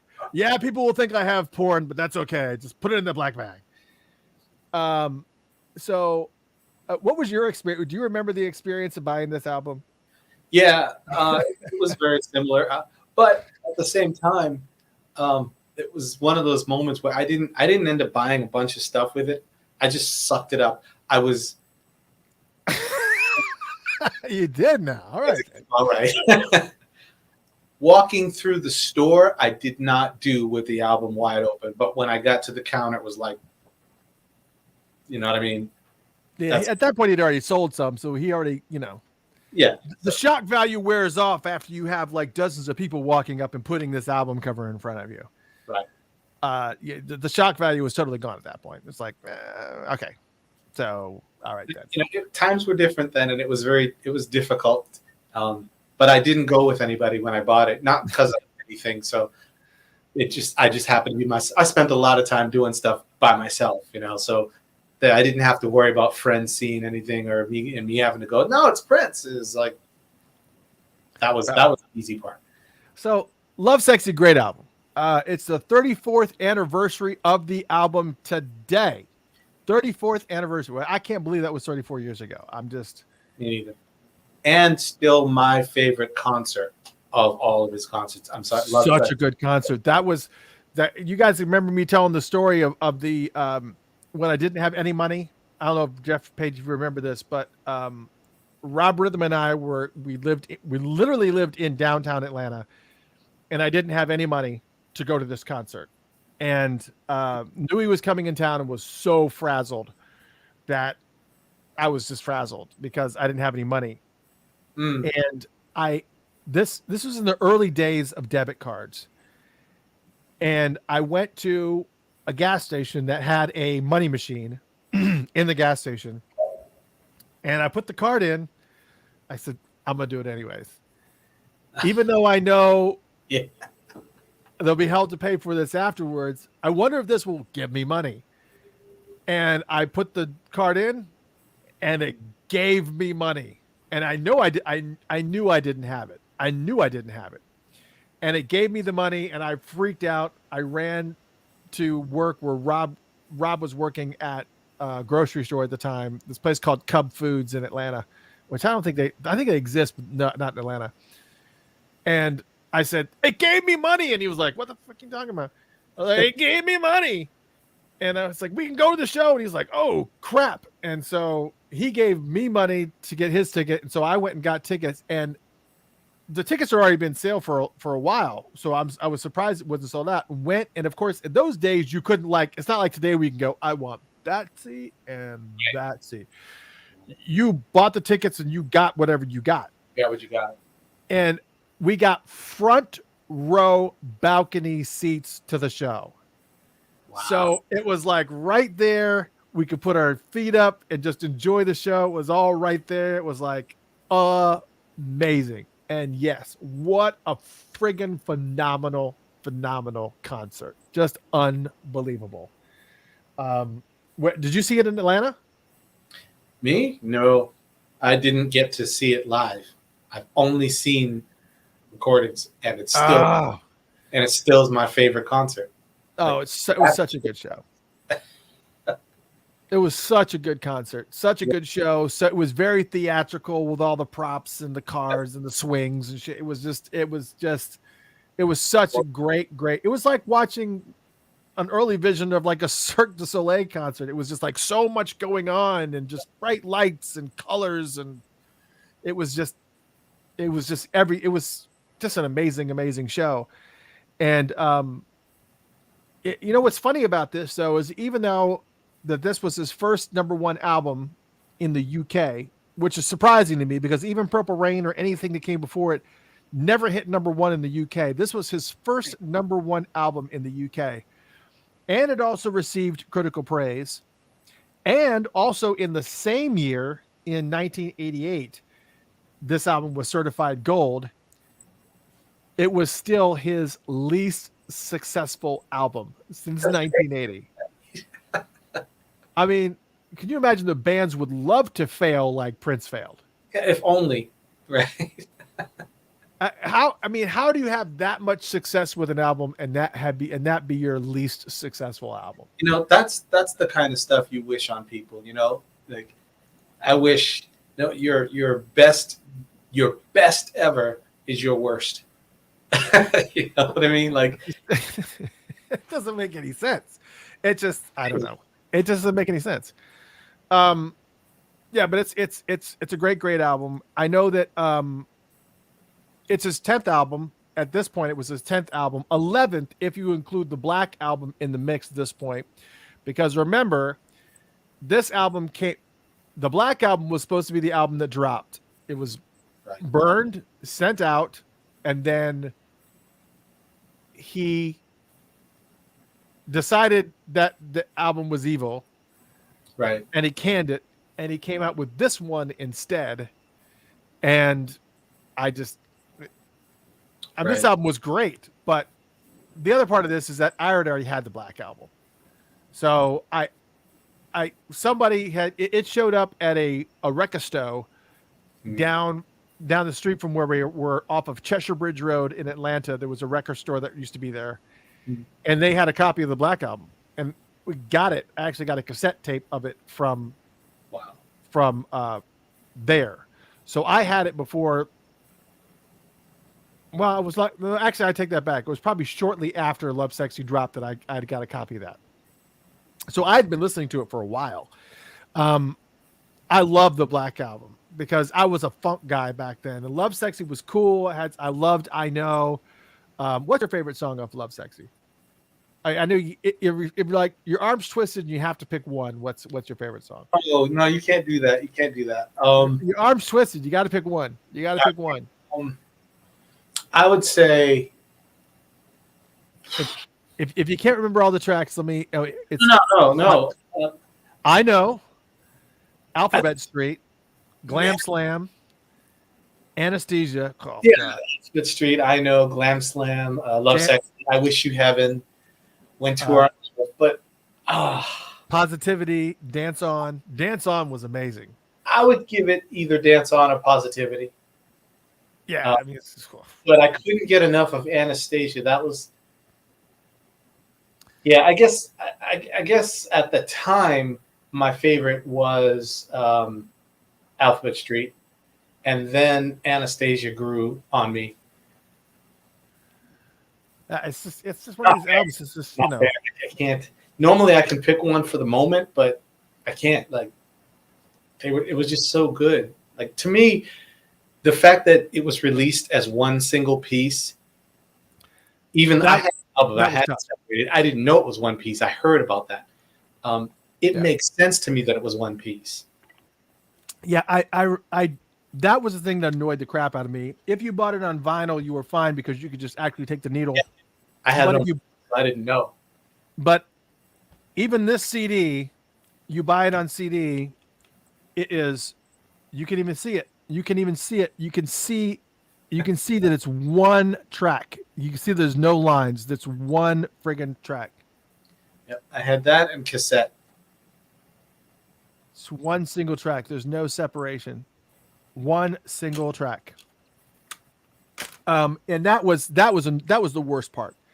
Is because if you wanted to listen to, like, I loved Dance On. I love that chaotic drum. Yeah.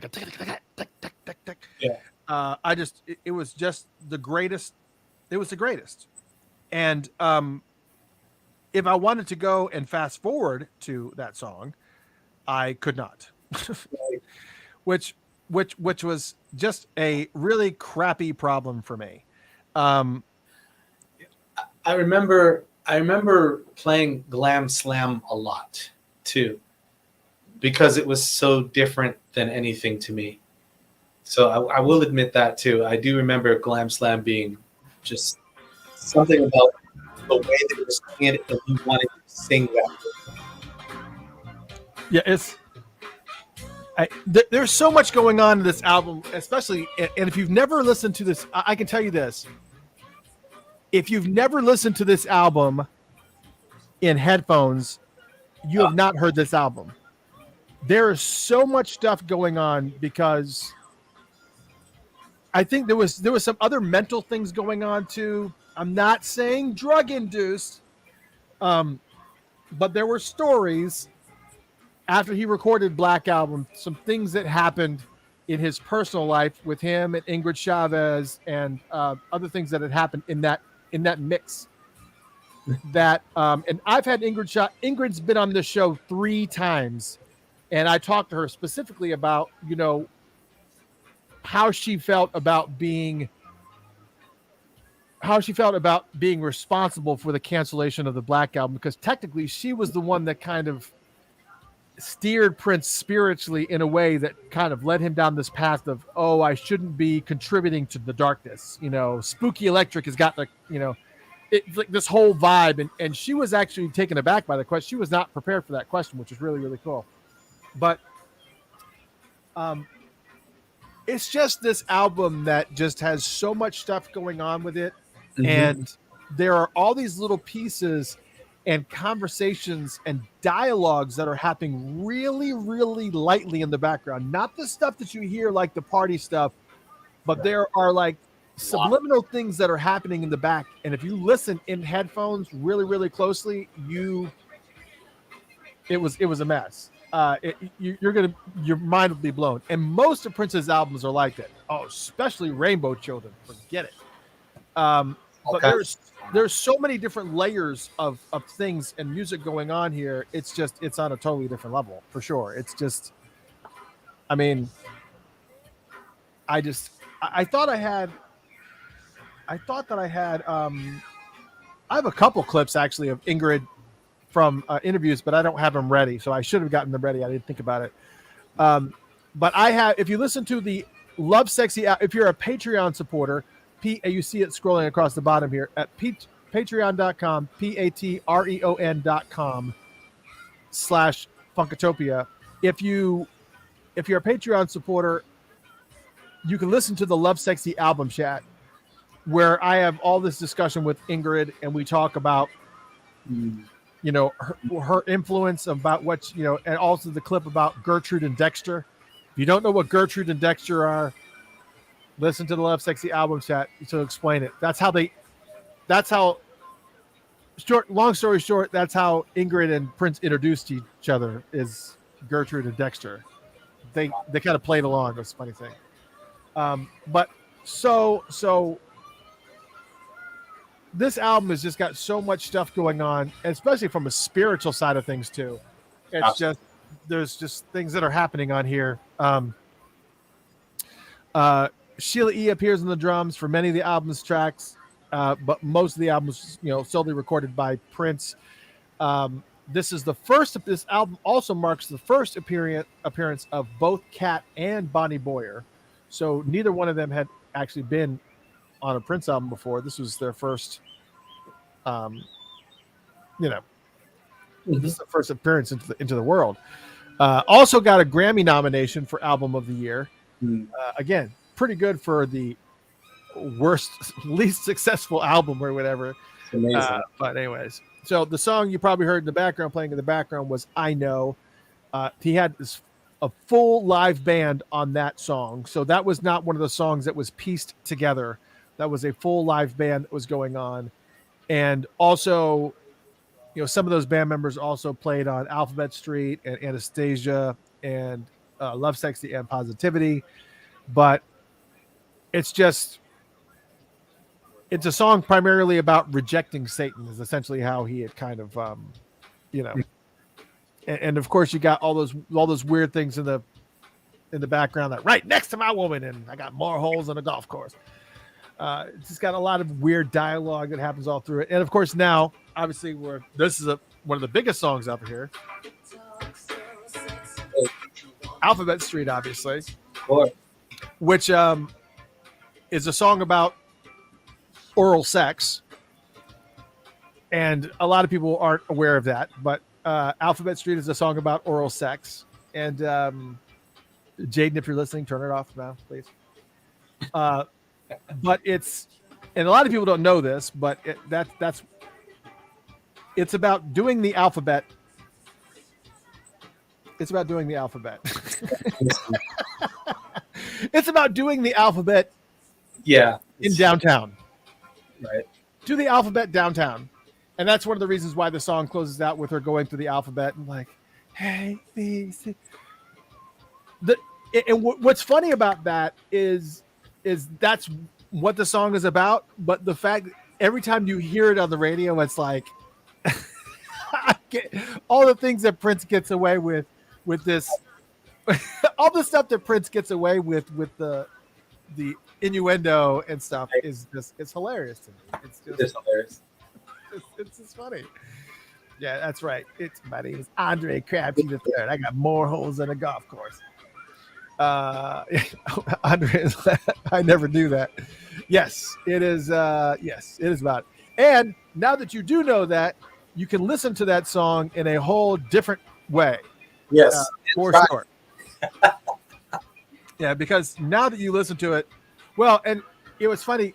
Ingrid, when she was younger, she was doing like random interviews, and I did find one interview clip of her, and then I was gonna capture it, and then I couldn't find it again. But she did an interview, and one of the first things she says as she sat on the couch, and she's like, "There's like, so what are you doing? Oh, nothing. I was just teaching Prince about the alphabet," and she's like laughing, and I'm just like, okay. What? Yeah. So anyways, it's yeah. So it's a great. Let's see if I can get to that. No, towards the end. Yeah. See if we can get towards the end. Just Wow. I don't know how close that is.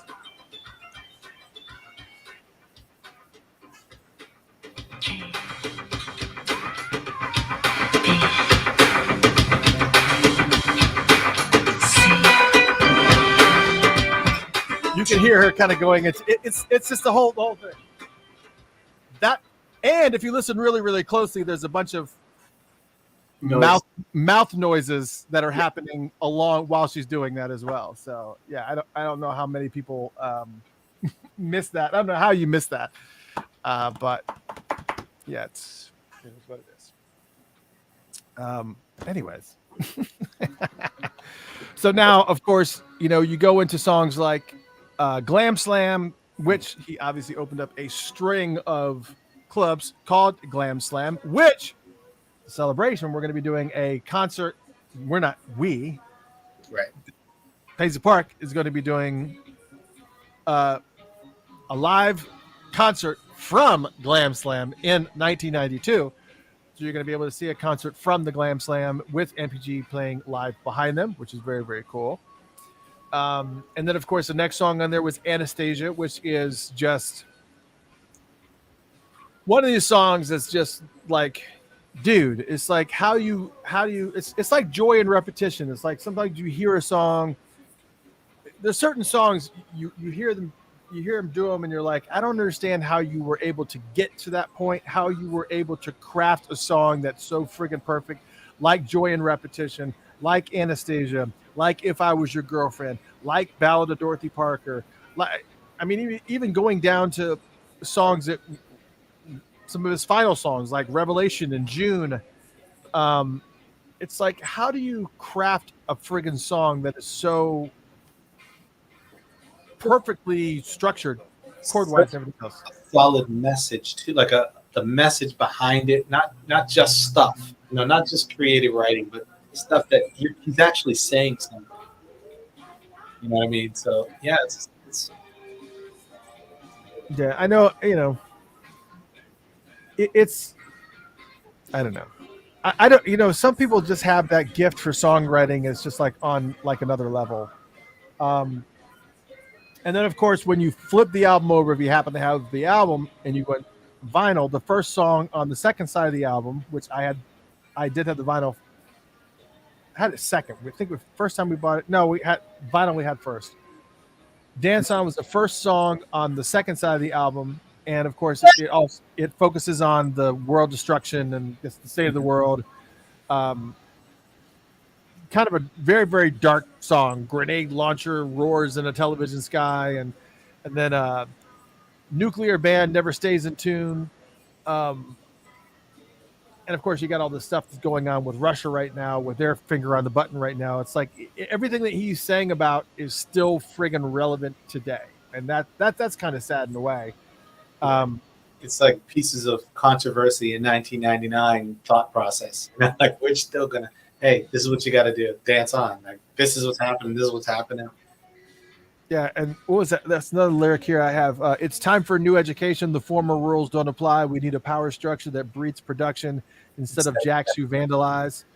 Detroit, what's happening? I like how he calls out Detroit on there. That's kind of interesting. But unreal.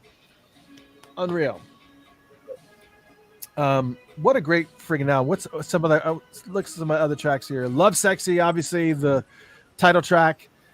Also, it was recorded in mid-December, and it was originally Lovesexy, L-U-V space sexy. So when he originally recorded, it was called Love, L-U-V sexy, but then he changed it to Lovesexy, one word, love spelled normal. Um,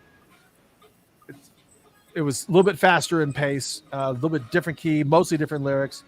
Um, but then, of course, it became the song that it is there. When Two Are in Love, that was on the Black Album. Mm-hmm. And then it was moved over. That was the one song that moved from the Black Album that survived the destruction of the Black Album. Destruction. Right. And it came over here. And then I Wish You Heaven was the third single that was released off this album. But it was also released as a B-side to the song Peach as well. And then, of course, Positivity closes out the album. And that's the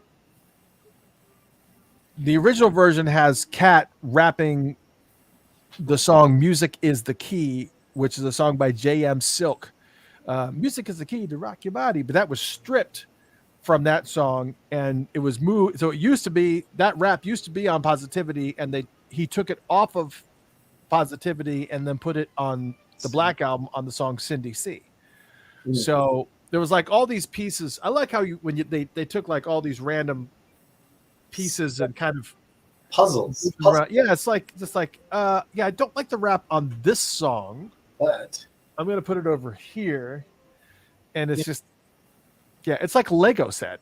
It's basically it's like you just think that you're not even sitting here working on one song project. It's like you got this song and this song and this song. Just picture like people have posters or whatever they have on their walls. Just picture him having a bunch of songs on his wall and just go and put that one with that song. Oh, I love this horn section. We're gonna throw that over here instead. You know what I mean? That's just how I see it. Like, wow. Well, and that's what he did with that whole Two Nigs United for West Compton. That whole entire section was part of another song completely, and it wasn't even. It wasn't Two Nigs from United from West Compton. You think that's just an instrumental jam session that they had, and it wasn't. It was actually the background music to an inspirational song on top of that. That's the she what's the name of that song? If I didn't think about it, I'd be okay. But it was the one about my baby died and went to heaven. That song, the one that was just released on the one that was just released on the Super Deluxe. But anyways, so that was if you listen closely to that song, the instrumentation from that was taken and then put on the Black Album as Two Nigs United from West Compton. Right. It's crazy. It's crazy. There's so many weird little nuances with each one of these songs. The history that's behind each one of these songs is insane. I really want to make sure that's not the name of the song. No. It's I could see where you would think that because I think the theme is the same. It is a similar theme. Yeah. Not when she comes. I can't remember the name. Somebody will help me out. Actually, I can probably just look it up. I'll just look it up. Why not? It was part of Walking in Glory. It was part of that song Walking in Glory. My baby's walking in glory. And it's like that. It's like that whole entire instrumental section behind Walking in Glory. If you listen to Walking in Glory, again, with headsets on, you can hear pretty much all of Two Nigs United for West Compton is the background music to Walking in Glory when it goes into the more jamming part. It's again, it's that whole Lego set thing where it's like, I'm gonna take this piece and put it over here, I'm gonna take this, I'm gonna do this, and just I'm gonna mix this up, and it's crazy. It's just is what it is. So yeah, the song is Walking in Glory, and if you haven't heard that song, you can listen to it. It's the same. But I implore you, be sure that you listen to the album chat, because the album chat's really, really cool. I do a lot of research on the you can obviously see all the Prince books I have back here, but also all the I go into old interviews. I go into obviously a lot of stuff from Prince Vault, but I go in a lot of detail and really dig for the background history of all of the songs on every single album, every single track. Yeah. And it's really friggin' extensive. It's very it's insanely extensive. I will admit to you and to everybody that the album chats were by far the favorite part for me to when I was listening to Funkatopia before I just became a part of the family like this. Literally, even if I was missing, I couldn't make a lot of the nights or whatever. But when there was an album chat, I just would always try to make it a point to have that on and playing and listening because I was just caught up, and I would be playing nice and loud in my system at home, and I would just listen to it. And it was my favorite part of everything that's ever been done with Funkatopia. Well, I appreciate it because it was a lot of work. There's only a couple shows, I've done album chats for every single one of Prince's albums, except for Bria Valente and I think Apollonia 6, I think. So all of the albums have album chats where I break down the history of the album, what was going on in Prince's life at that time, and each one of the individual songs. So the history, what was going on, who was recording, who played on them, when was the last time that he played it, when was the first time that he played it live in concert, what, who was, everything that was going on with all that stuff. Mm-hmm. And again, if you're a member of patreon.com/Funkatopia, you can actually get, you have access to all those album chats, but we are moving all of those album chats over to princealbums.com and to add more to that overflowing plate. So princealbums.com, believe it or not, yes, I have that domain name too, and albumchats.com too, because the princealbums.com is obviously just going to be just Prince albums, but I was hoping to do album chats on other albums besides just Prince, like doing albums, album chats for Parliament Funkadelic and Ohio Players, just kind of if we can find a good source of information for all of those things. That's the point. It has verified information. We don't. It's not about rumors and I heard. It's about what are the facts. Otherwise, it kind of takes away. Yeah, it kind of makes it really, really difficult. I was actually very, very pleased to learn that there is a Prince Vault version of of Parliament Funkadelic stuff that was done by Danny Bedrosian, who plays keyboards with Parliament Funkadelic. He actually he's creating a book very, very similar to what Dwayne Tudall has done with some of that stuff. He has been very, very active in documenting everybody that played on everything, who did what, when it was recorded, what happened, who was playing. I mean, so there is an existing source of information for all things Parliament Funkadelic that he is working on, that he is trying to find a publisher to get it published. And so that will be, hey, Jaden, how are you, dear? So, yeah, it's going to be a lot of fun. But so here's the thing. Spend today or the rest of your day listening to Lovesexy. Join patreon.com. Actually, here's what I'll do.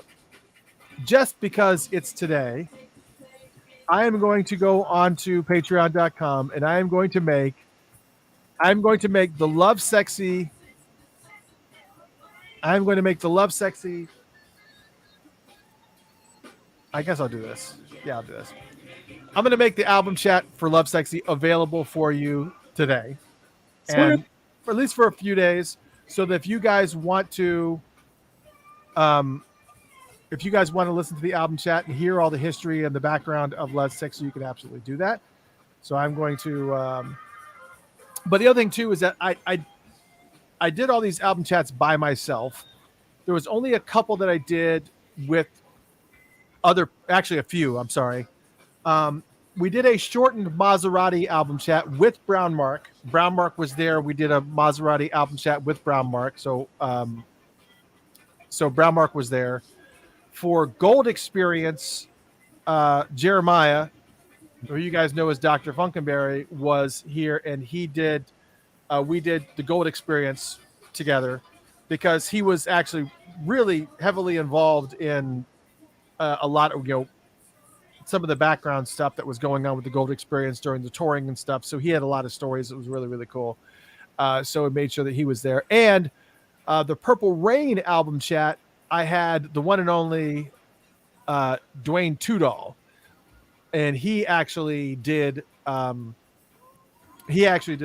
show with me for Lovesexy. I mean, for Purple Rain, because he had just released the Purple Rain documentary album, the encyclopedic version of that. It was just, and so it didn't make any sense not to have him on the show for that period of time. So it was very, very cool. But we've had some great. I'm just trying to. I found Lovesexy. All right, let me see if I can. Let me see if I can free it up here. But so we will probably do. All right, I'm making this public, and I will share this link for you guys now. Only right here, right now. I'm putting it in. Save this link. I'm putting it in the search bar right now. Save this link, and you guys can watch or listen to the Lovesexy album chat right now. You can listen right now. You can listen tonight. You can listen tomorrow. I'll leave it up for a few days to kind of give you guys an opportunity to check it out, and it'll be fun. But great album chat. It's one of my favorite album chats. Rainbow Children was a great album chat. That was probably one of my favorite. That's one of my favorite album chats because it's just so much going on there. And of course, the cool things about the Lovesexy album chats is that you can hear all the Ingrid Chavez clips and whatnot that I got from her interviews. So I actually, it's a lot of preparation that goes into it. So you can actually enjoy that, and it's going to be a lot of fun. So definitely it is. There is the URL. Save it. Don't lose it. And just copy it, paste it in your browser, and save it for later and check it out. But again, if you're a Patreon supporter, there are album chats for every single one of his albums, from the very, very first one all the way until the very, very last one. And then there are also album chats for some of the super deluxe versions of Sign of the Times and all that stuff and whatnot. So as far as the next shows that we're going to be doing for Funkatopia Live, we have 3 more weeks before we're going to be flying out to Minneapolis to join you guys for the celebration. So we will keep you guys in the loop. Lenny, I may work. I don't know who all is in Minneapolis, but we will work with. We've been working with Chaz's cousin for a while. I mean, Prince's cousin Chaz. We've been working with him before because he has a lot of contacts throughout Minneapolis. So last time we were in Minneapolis, was Rob Rhythm and myself. We did a dinner at Axel's, which is a really, really cool place. And that was a lot of fun because we were able to get together. We were able to talk. We were able to chill. It was just, everybody was able to eat. It was just hanging out and just whatnot. But I'm kind of hoping to kind of do something maybe a little bit more looser than that. Mm-hmm. Something where we can kind of like be at a bar like Bunkers, like you're talking about, Lenny. Go to Bunkers and just chill and have a good time and just hang out. Just chill. Just hang out. Mm-hmm. Somebody said that Sunday night was Dr. Mambo's combo. That's maybe already sold out because Bunkers is not a big location. But if it is, then we'll, it is what it is. Right. I see a lot of people asking about Rob. Rob Rhythm just had a lot of personal things that he wanted to handle and deal with during. It's just the show was just too much for him as far as commitment was concerned. So he just kind of just stepped away. He had some pretty tragic things happen to him that really kind of pushed him over the end. I mean, well, he just had to handle it. And yeah, there's a lot of personal things that happened not to him directly, but to a good friend of his in Arizona. Probably the only person that he's known longer than me. And Right. he was basically killed. Basically, he was murdered, and it hit Rob really, really hard. And between the depression that came with that, and as you can see with the show, we do a lot at this show. Yeah. And so the level of commitment and everything that was going on with him personally and with the depression and everything that was happening, it was just too much.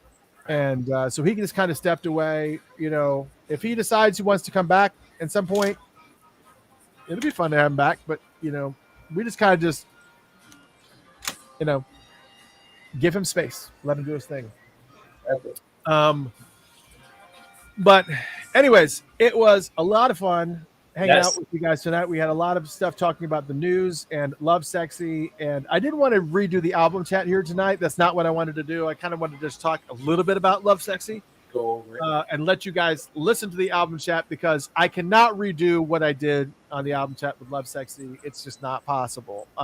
But there's so many great album chats. Eventually, we will get all those album chats onto princealbums.com.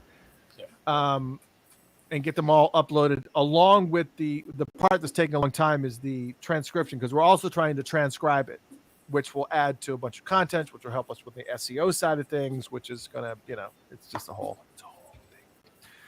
People wanted the link one more time for the Lovesexy chat. That is it right there. So anyways, what I was trying to say before I derailed myself. We will be doing a show on the 31st of June, which is a Tuesday. Of May, which is a Tuesday, because we will be flying out that next day to go to Minneapolis. So we want to meet with you guys on May 30. Is it 31st or 30th? It's the 31st, right? 31st. We want to meet with you on Tuesday, May 31st, to kind of have a blanket discussion about the celebration. We may recap some of the things that are going on, some of the things that we know we'll be at. We should have something that whatever Funkatopia is going to do should be locked in at that place at that time. But we kind of want to recap celebration stuff and get you guys ready and come and you guys all come and enjoy and hang out with us, and kind of let you know where we'll be, our room numbers, cell phones, all that stuff, so you can kind of stay in contact with us. So anyway, rooms. That's right. Bed sizes. So we'll hand out the room keys and stuff. Just hand out the room keys. Keys. Well, we want to have a little bit of a celebration prep. We will be going live on Wednesday night too, which is kind of weird. It may not make sense to do it then, but we still want to do it. And then when we're there, we're doing another live on that Wednesday night at the Purple Genealogy event. Right. Aaron, I'm not giving out room numbers. I'll give you my room number, Aaron, but we're not giving out room numbers. I'm just kidding, Aaron. Not giving out. Those are the numbers that are not going out. At least not intentionally. That's for sure.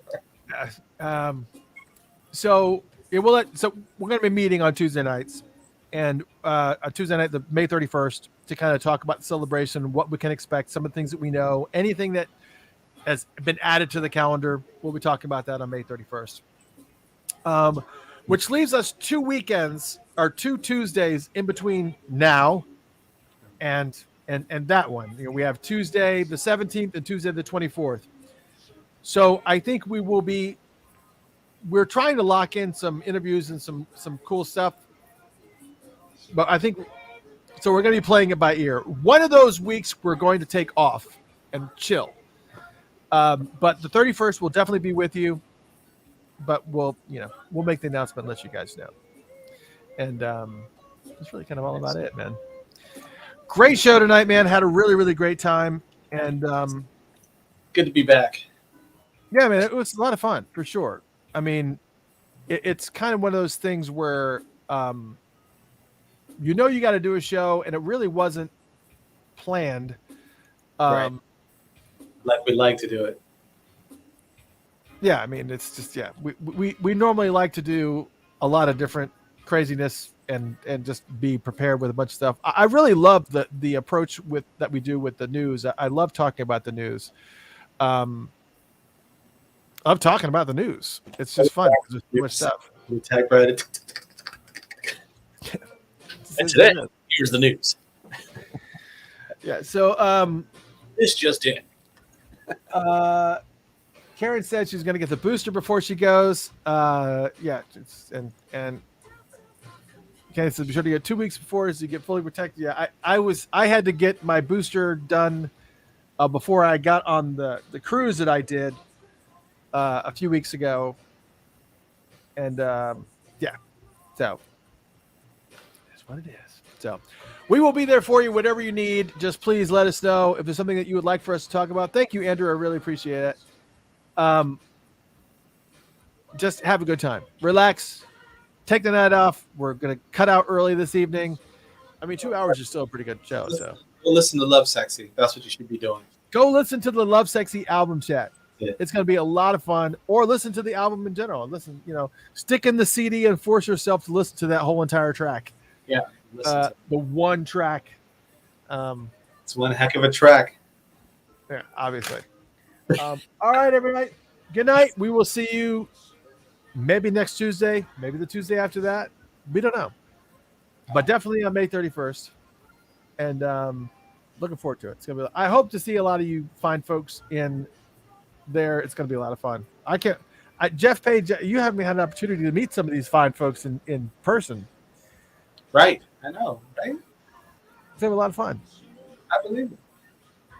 You should. It's true.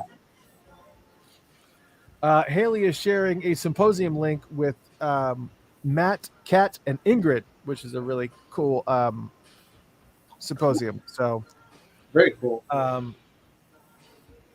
Yeah. All right. So Arlene's not going to be around until she sees the celebration, so we're going to see. So looking forward to it. It's going to be fun. The celebration is going to be good. We'll prep for the show. We'll let you know. I think we should kind of go like Jeremiah does, where we don't do a show every single Tuesday. We just kind of do it. Meh. Meh. Meh. No. I think I'll do a show tonight. And back in the last second hit. Yeah. So yeah, we like to be kind of think a little bit about what we're doing. Not that Jay doesn't. I'm just saying that. Just get it. Let me just shut up. We are going to be the Flash Mob show. That's it. It's just that's it. It's a flash.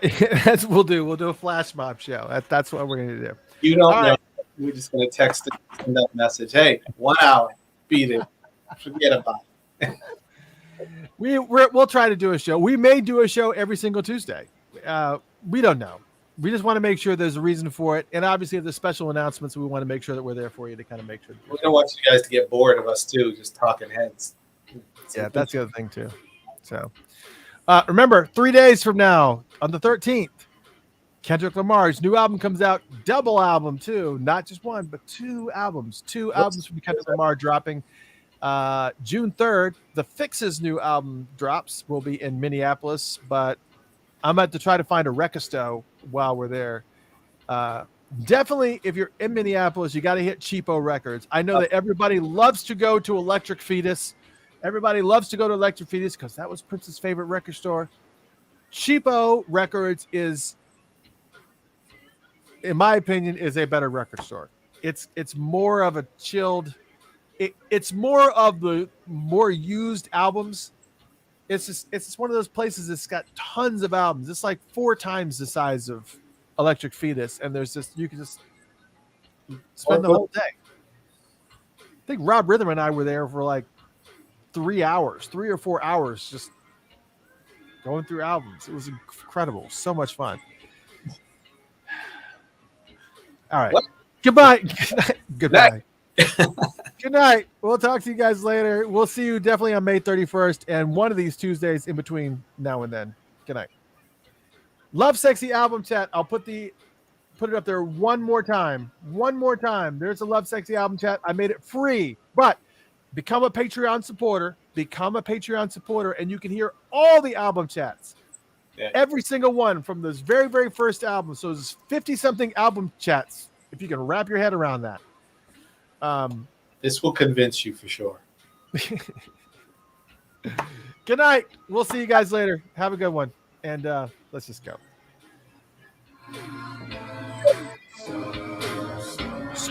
So slow saying goodbye. Good night.